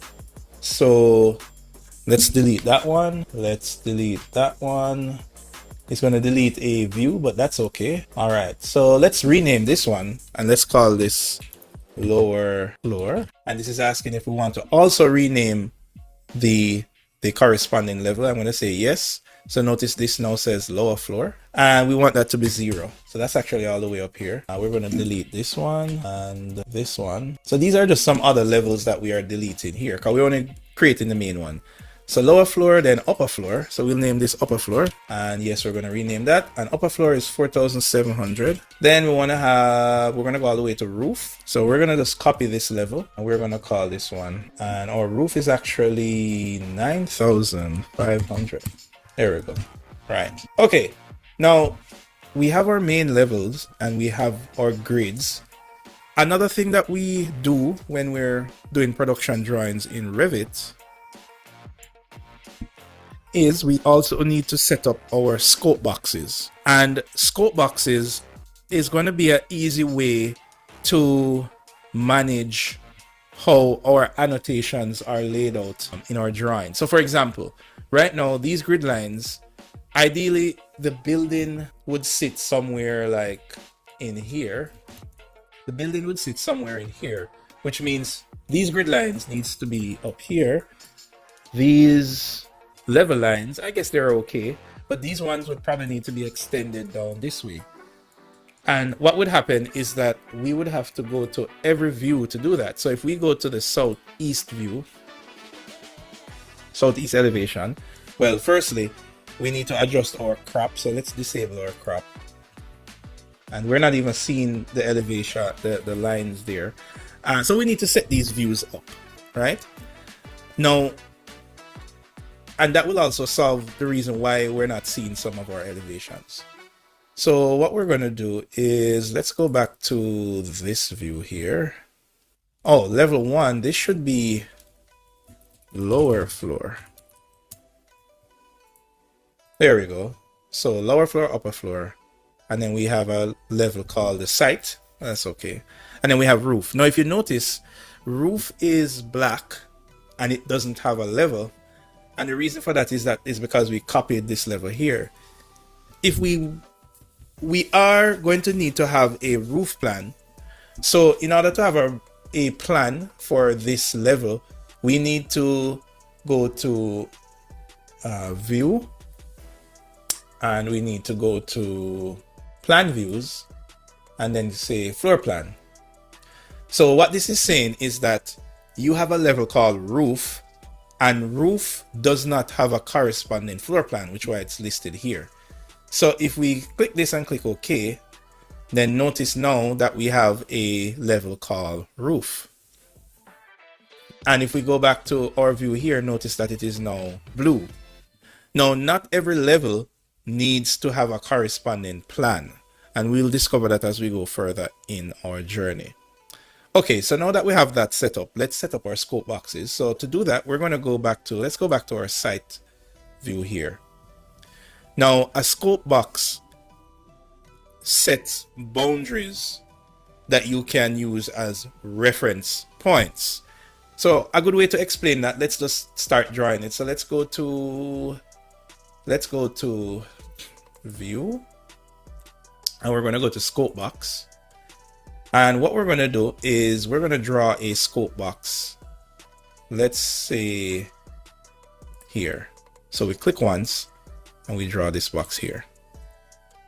Now we're going to name this scope box levels and grids. Let's just call it that for now. And let's go to our 3D view so I can explain what this does. Okay, so notice in my 3D view, you're seeing this scope box. You're seeing this green box right here. You're also seeing a bunch of grids. Here they are here.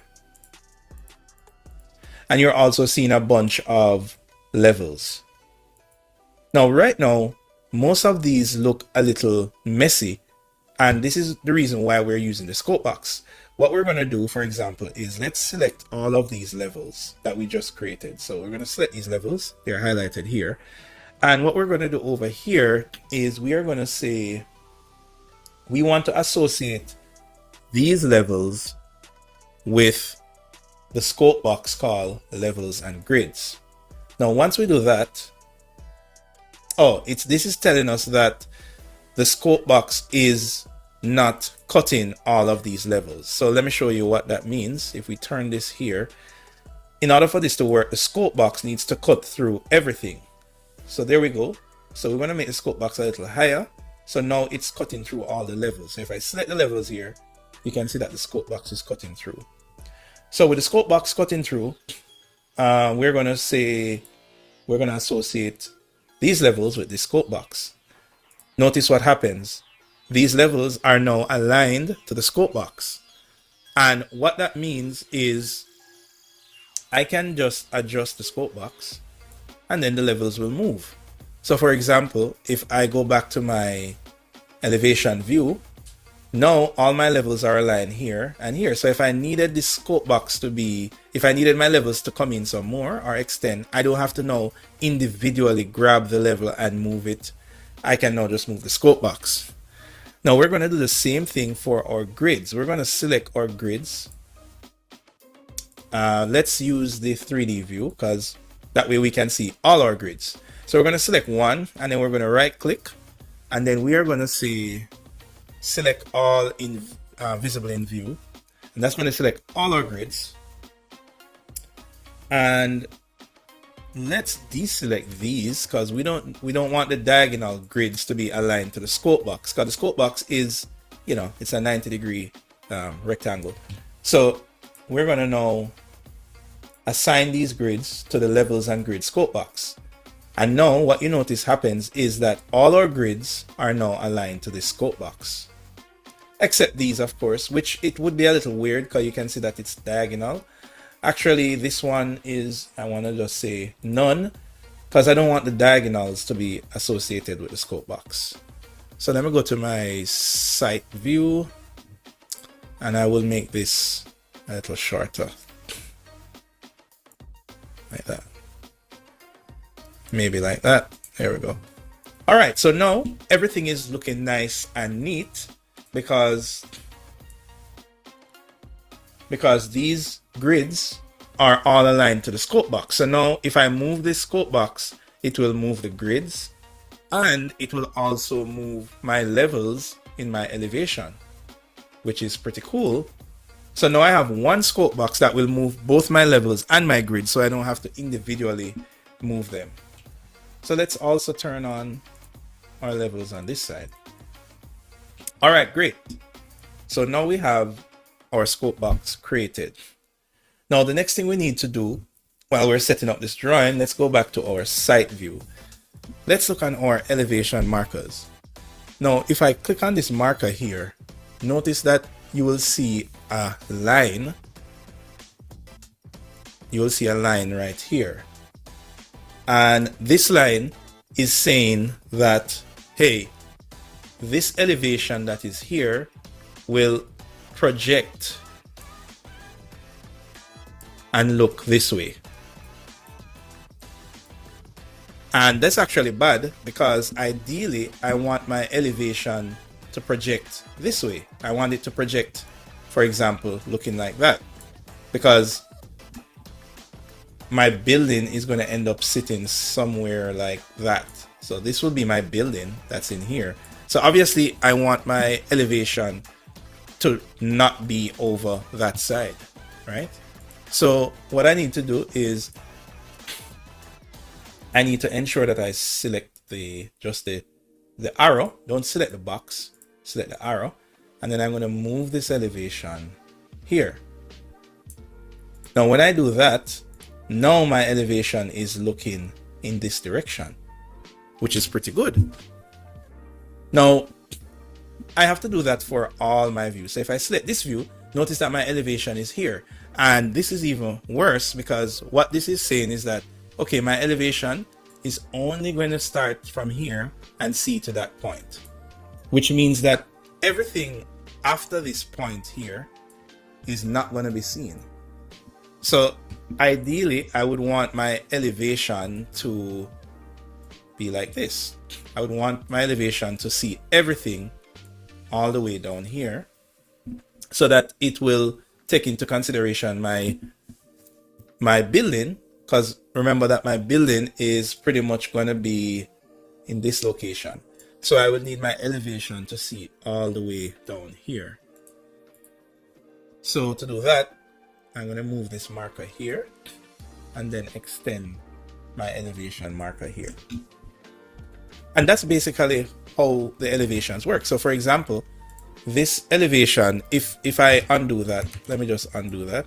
Right now, this is southeast elevation. So southeast. If I open this view, that's what I'm seeing. Let's go back to site. But now if I move this all the way down here, I will see everything between this point and that point, which is exactly what I would need to do. All right, so I'm going to move this elevation about right here, and I'm going to see everything up to about here. Now, another point that you might notice with the elevation is that notice that this elevation is only seen here to here.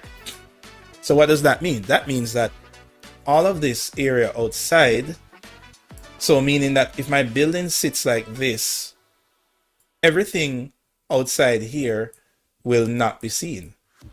So that's another thing I also need to adjust with my elevation markers. So if I click this elevation marker here, here, well, notice it doesn't have that same distance thing that this one has. Notice this elevation marker has a crop distance, and this one doesn't. And the reason for that is that when I click on this one, notice what this says. It says that it says no clip. So I need to change this to, let's say, clip with line. And notice that now I have this here, so I can adjust this all the way down in order to see that point.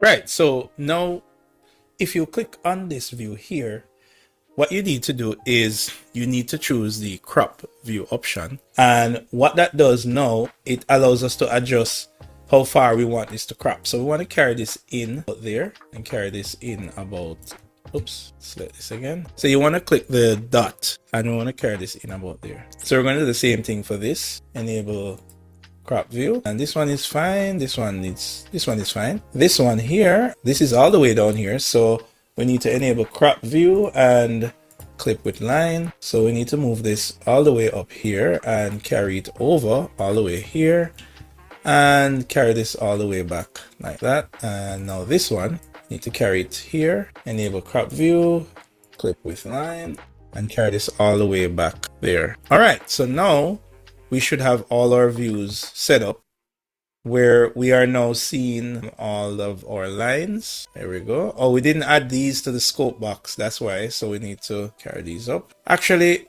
we can add them and then adjust it. So let's add it to the scope box. But then when we go to, so a second here. Yeah, when we go to the plan view, we just need to adjust them. Even though it's linked to the scope box, you can still adjust it. They will still move though. The thing about it is that when you move the scope box, they will be adjusted as well. So that may be a good or bad thing, depending on if that is what you want. I want to move these down. All right, there we go.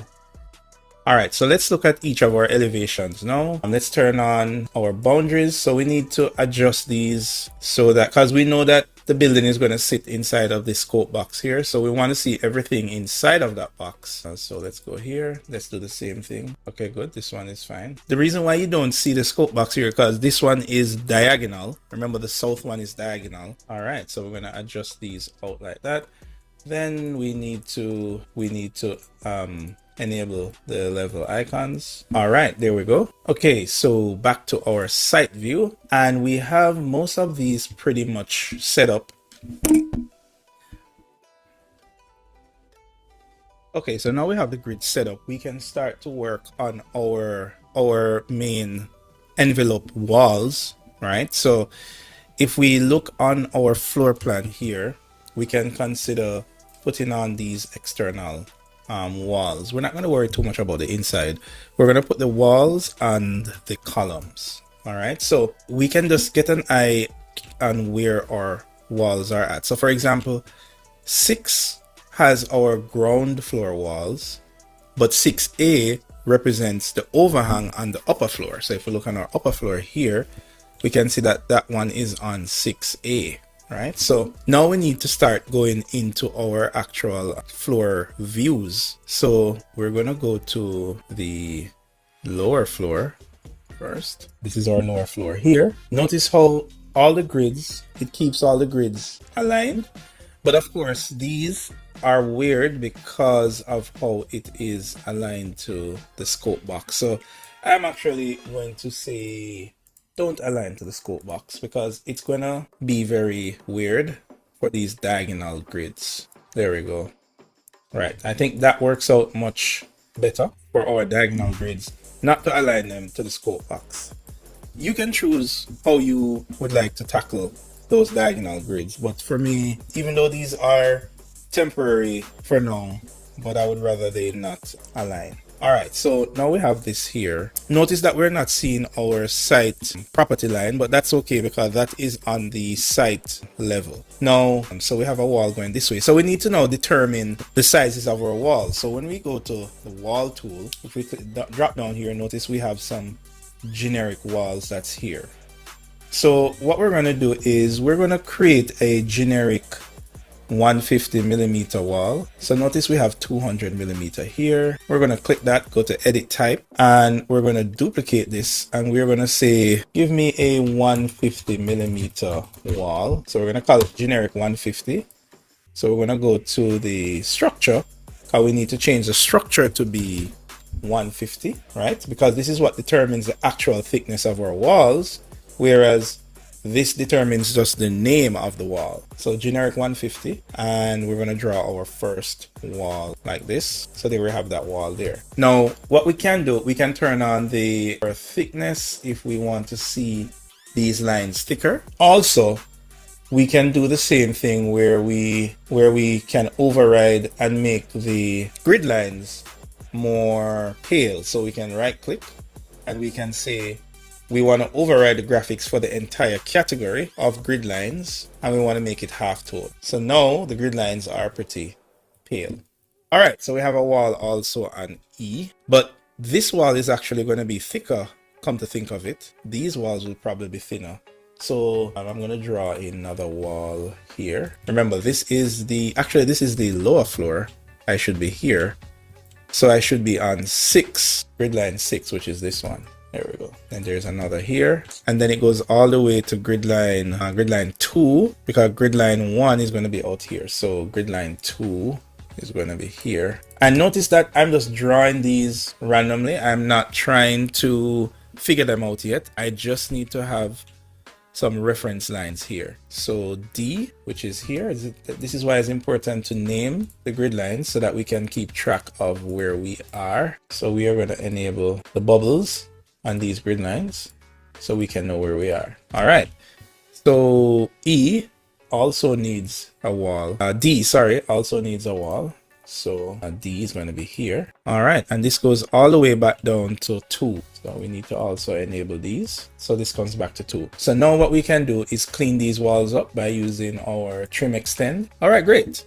Now also these walls needs to have a height. So right now the base is at the lower floor and the top constraint is set to unconstrained. So we want to constrain that to the upper floor for all of these walls. So if we look in 3D, we can see the first part of our building footprint there. Okay, so back on the lower floor, we do have this wall that's here on the lower floor. So this one is going to be on grid line E. So that is this, but this is going to be the thicker wall. So we are going to use generic 300 millimeter wall, and this is going to be for E. So this wall is going to be noticeably thicker because it's represented thicker here. And then this kind of bends at this angle here. Now we don't know what angle this is, but we do have some dimensions for this area, and this wall below is this wall here. So when we get that done, we'll be able to fix this wall ideally. All right, so next, so this is all on the ground floor. Let's go on the upper floor now. So we need to switch this to upper floor, and we need to do the same thing. Now, instead of going and turning on each one of these grid heads here, what we're going to do is we're going to select one, and then we're going to say select one, and then we're going to say select all in view, and we're going to go over to edit type, and we are going to turn on, this is the important part, symbol end 1 and end 2. So we need to turn on end 1. All right, so now all of them are on, which is good. In some cases, we might want to turn off some, like these diagonal ones. Usually I would want to turn them off. I don't need this side to be on, but I would want this side to be on. All right, so this is the upper floor now. So the upper floor has all of these thick walls. So we're going to be going to the wall tool here, and we're going to grab these 300 millimeter thick walls, and we're going to follow grid line 1 and grid line H. So we're going to be drawing one on H, and they will intersect right here, which is at this point. Then now grid line I, and that's going to intersect with grid line G. So grid line G is going to be here. All right, so that's this point we're seeing here. All right, okay, so let's clean these corners up. Now in this case, what we can do is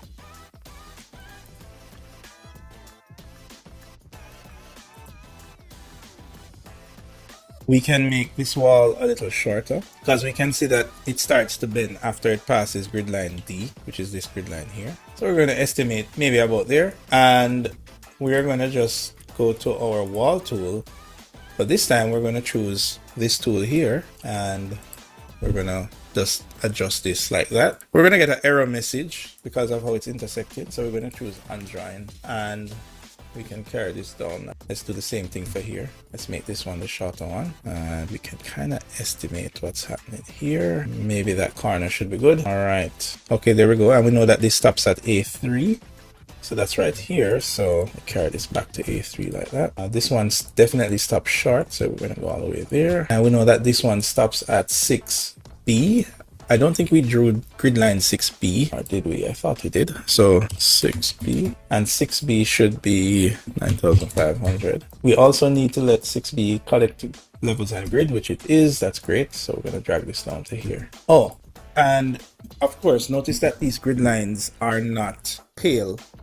They are not halftone like the ones that are on the lower floor. Now, notice this is perhaps the third time we're doing this, and any new plans that we create, we're gonna have to keep going into by category. But there's a shorter way to do this, and we're gonna set this up further in the project where we'll create a view template so we don't have to keep going into override to do these things. But let's just do it one more time so the process sinks in. So we're gonna choose halftone. So now it's, actually we need to select only the grid line, and then we override the category. So the category grid line will be halftone.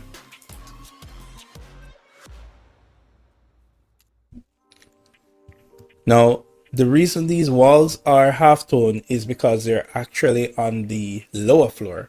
So what is being shown is the underlay, which is being shown as gray here, which is fine because that's what's happening on the level below. Okay, so now we need to add this wall here. So we're going to do the same thing here. So we know that this wall is here and it intersects with this guy here. So we're going to trim and clean this up. But we're also going to put because there is a curve here. So we're going to use the same tool. Can we make this 90? There we go. All right. So if we look in 3D, you can see that we have some of our elements here.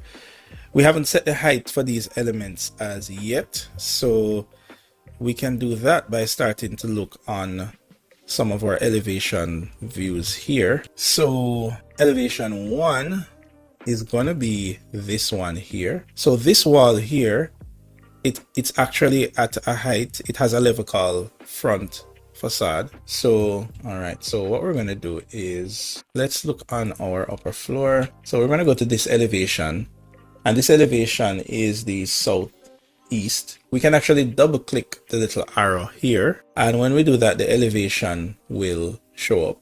Might look a little confusing because it doesn't really look like this elevation here, but the important thing is that we need to set a height for this wall. So notice it has two heights actually. It has a cantilever height here, and then it has a height here that says front facade. So to do that, let's create that level. So we're just going to copy, let's copy the upper floor level. CO is a shortcut. All right. All right, so we're going to call this level facade. Now, of course, this level is black because we don't need a corresponding floor plan for this level. So the only thing we're using this level for is to set the height of this, which should be 8,100. All right, so we know that this wall here, the top constraint should be set to facade wall, which is this guy here. Am I looking at the right elevation? Maybe not. Actually, right, this elevation here should be this one. So it's actually this elevation that's here. Right, so this wall here should be the one that is set to facade wall. All right, there we go. So that is looking more like this. All right, now this wall here, notice this is the upper floor, so it actually comes down a little bit. So I need to select this wall, and right now it is at upper floor, and this goes all the way to roof. So we need to set the height of this wall to roof, and it's a little hard to see, so I'm going to enable shaded view. so we can actually see the walls. All right, so we need to create another level called cantilever, and that's going to be below here. So we're going to call this lever, and this is 3,900. So this wall here, this one, the base constraint should be set to cantilever. All right, so see, now it's going down there, which is good. We still have some more walls here, so if we look on our 3D view, yeah, we still have this one. Okay, so this elevation here, right? So now what we can do is check the rest of these elevations. So this elevation here, and we can see that it says this must be the height of the front facade, and this is the south elevation. So if we switch to south elevation here, and let's switch to shaded view, so that would be these lines here. This should be the height of front facade. Front facade. Okay, so we need another level there. Now, if you notice that these text is a little big, and that's because of the scale.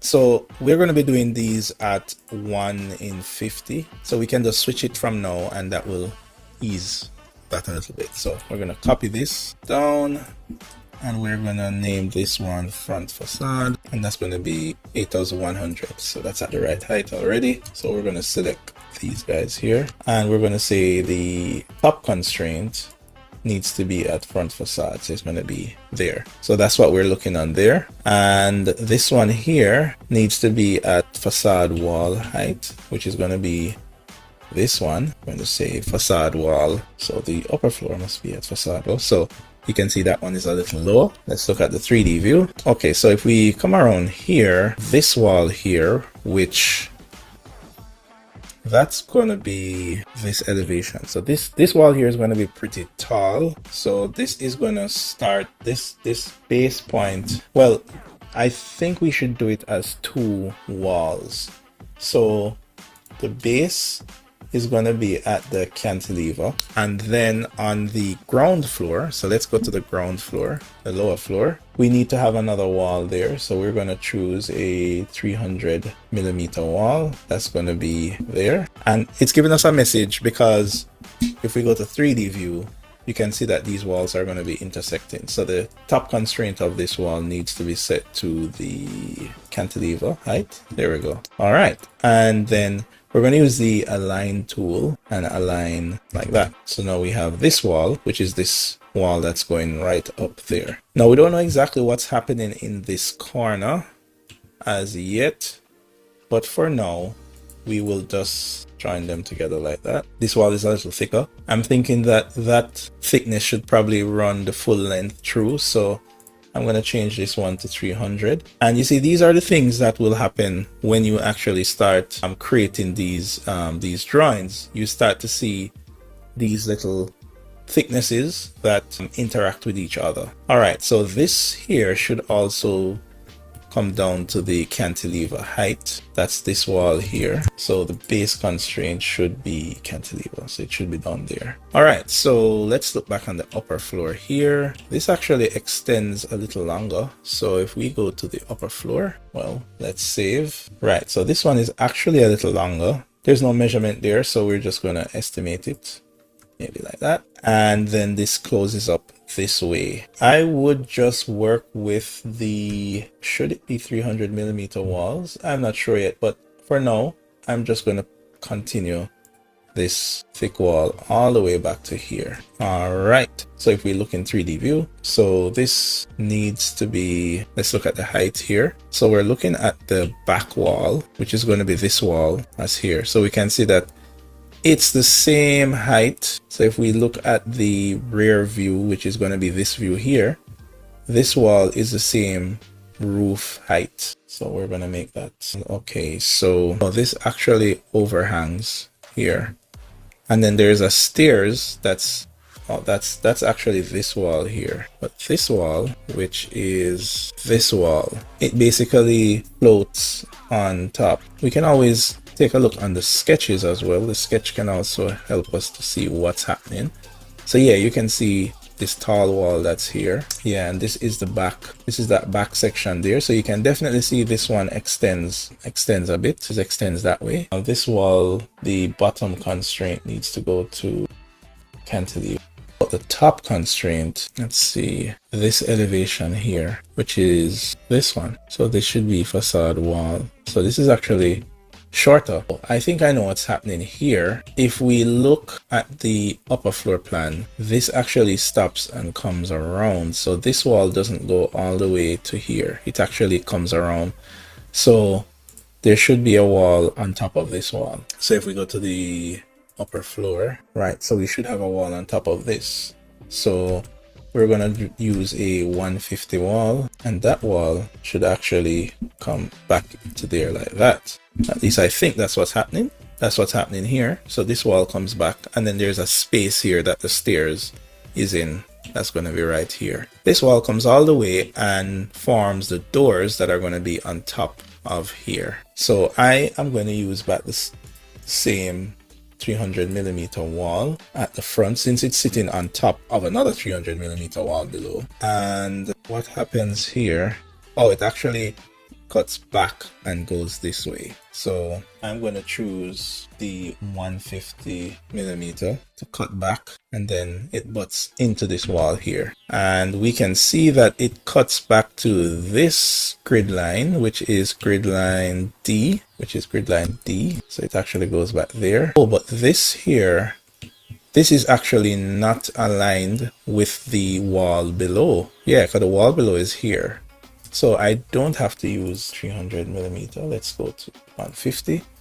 And this actually is about somewhere in this point here. So we can see that below that wall actually comes out some more. There's some other changes here. So these stairs come up, but then it cuts back in here. And it does that at grid line C1, which is this. So I need to copy this. So this actually cuts back here. Let's trim that. And then it comes up. So let's go for another wall. So then it goes there. So yeah, it does something like this, and then comes back. So it comes back on the other side, then comes down and butts back into this wall. All right, now we're not worried about the inside walls just yet. We're just doing the outer walls. We need to set the height for these new walls now. So right, so they should all be at that height. There's going to be some tidy ups that needs to happen at this point here. All right, let's work on these columns since we have the grids in. And I think I'm going to put these columns at maybe 1 foot by 2 foot maybe. Let's see if that works out. So now in Revit, there are 2 columns that we can use. We can use architectural columns, or we can use structural columns, right? So the structural columns has more parameters that has to do with structural calculations, whereas the architectural columns are mainly geared towards aesthetics. Usually, we are not doing structural calculations, so the architectural column is really meant for us to use it. So we're going to use the architectural column.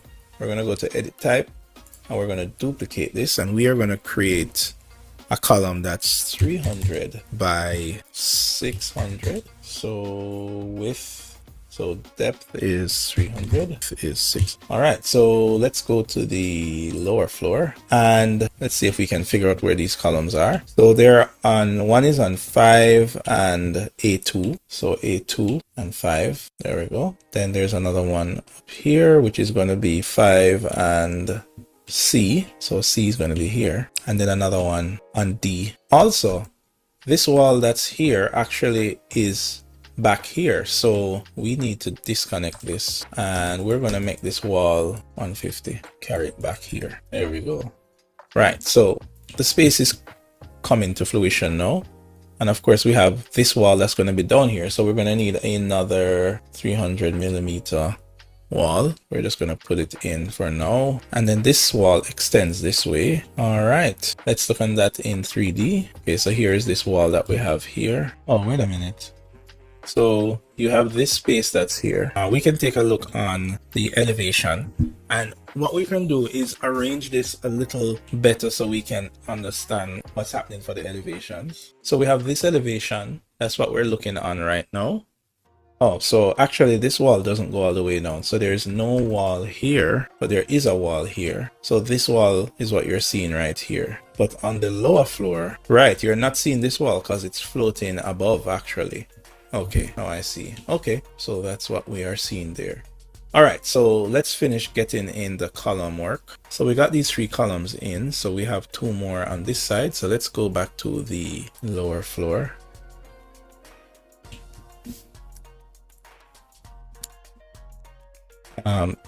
Yes, not the ceiling plan. So let's close these other views that we're not using. So we're going to the lower floor and the floor plan, right? And this one here, so this one is going to be on 3.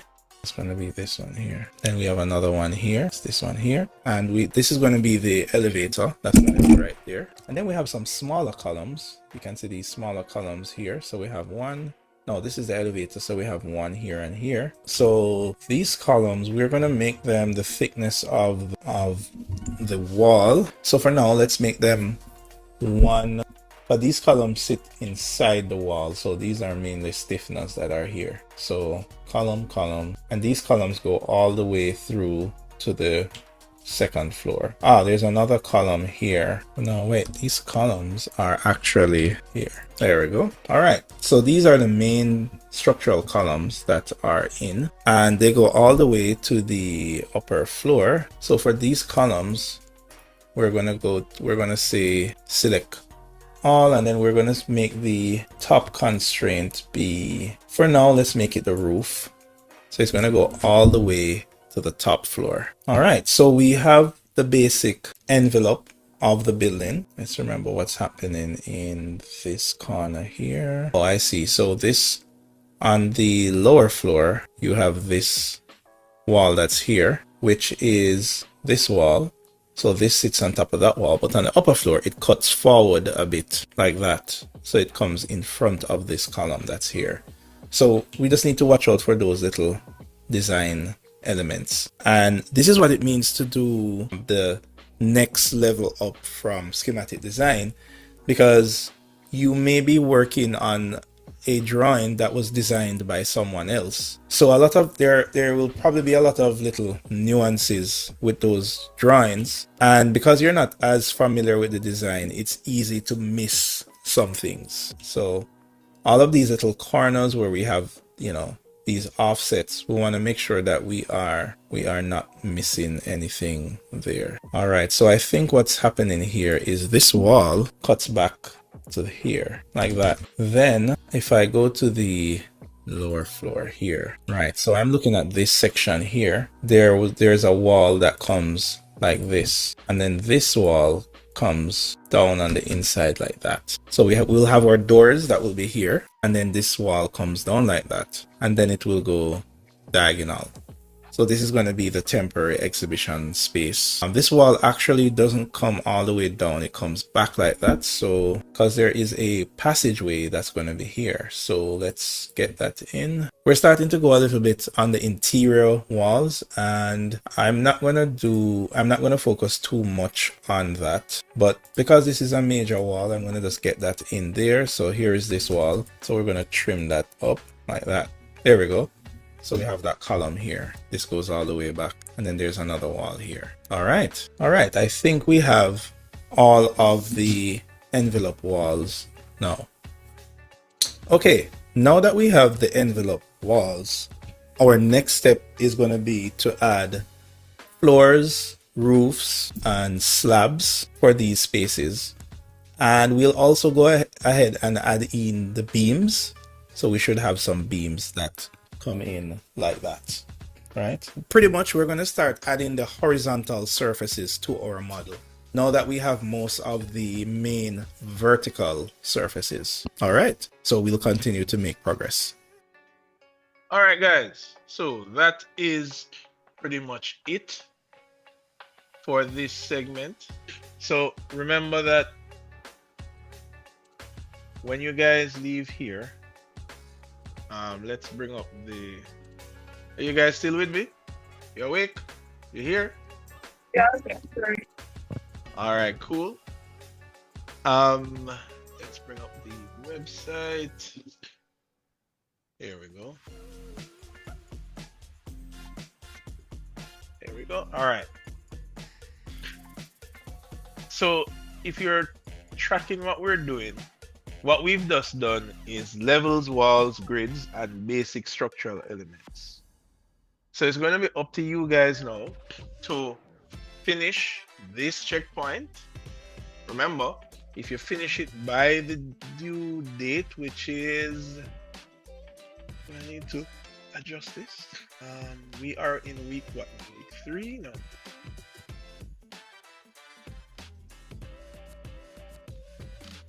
Site plan, the presentations, that's later. Oh, set up levels and grids.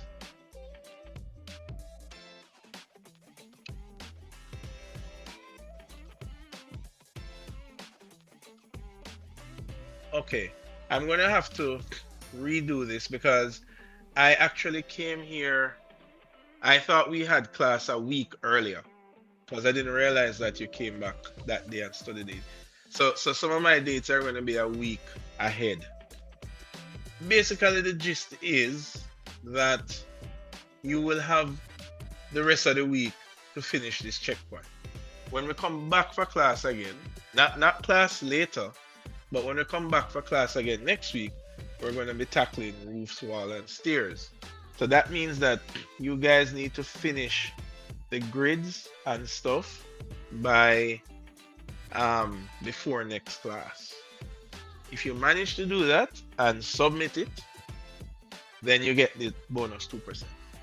If not, then you've missed that trade. All right, is that understood, guys? Yes, sir. All right, so as we finish class now, this class recording will be available, so you can go ahead and just pretty much do what I did. And this is the rhythm that we'll take going through the module. I will try to demonstrate during class. You can try and follow along as much as you can. Whatever you miss, you tackle it after class and then you submit it. And we're going to do that all the way until we get to the complete building, right? So our objective is going to be, remember, we're doing a set of design development drawings. But the way that BIM works, we have to invest in doing a BIM model first, and then we generate the drawings from the BIM model. So for the next couple of weeks, you're not going to see us do like actual drawings because we're going to be modeling the building. But this time around, we have to model a building in a particular way whenever you're going to generate drawings from. All right, so that's what we'll be doing. All right, so we're going to meet again later for the theory class, and then we'll talk a little bit about the theory assignment, which is this one. All right. Sir, quick question. The other class, what time exactly is it? I believe it's 6 on your timetable. Sure, that's the thing. My timetable is kind of messed up, so I'm just trying to find out individually the hours that I have, like specific class that I'm having problem with. Right, so it should be 6 because that's the times that we had it. Yeah, 6 to 8. All right, I appreciate it, sir. All right, now the thing is, guys, I do believe. Let me see here. When we came back from study tour,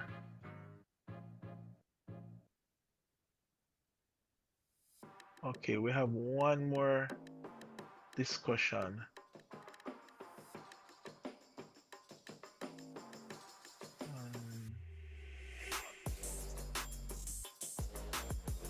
Yeah, we should.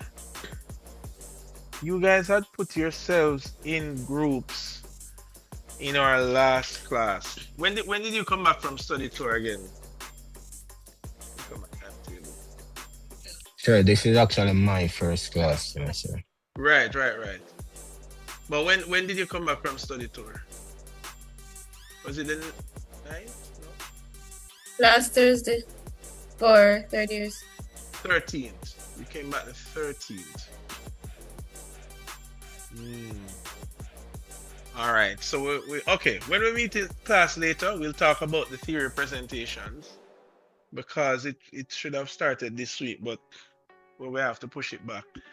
So we'll talk about it. All right, guys. All right. In the meantime, hope you guys enjoyed the class today. I'll put up the recordings. Please don't fall behind in creating this model.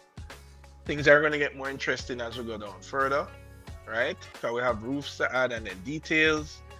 Don't worry, when you see your complete set of drawings, you're going to feel very proud of yourself for creating this set of drawings. So I'm looking forward to that. See you guys later. All right? Take care.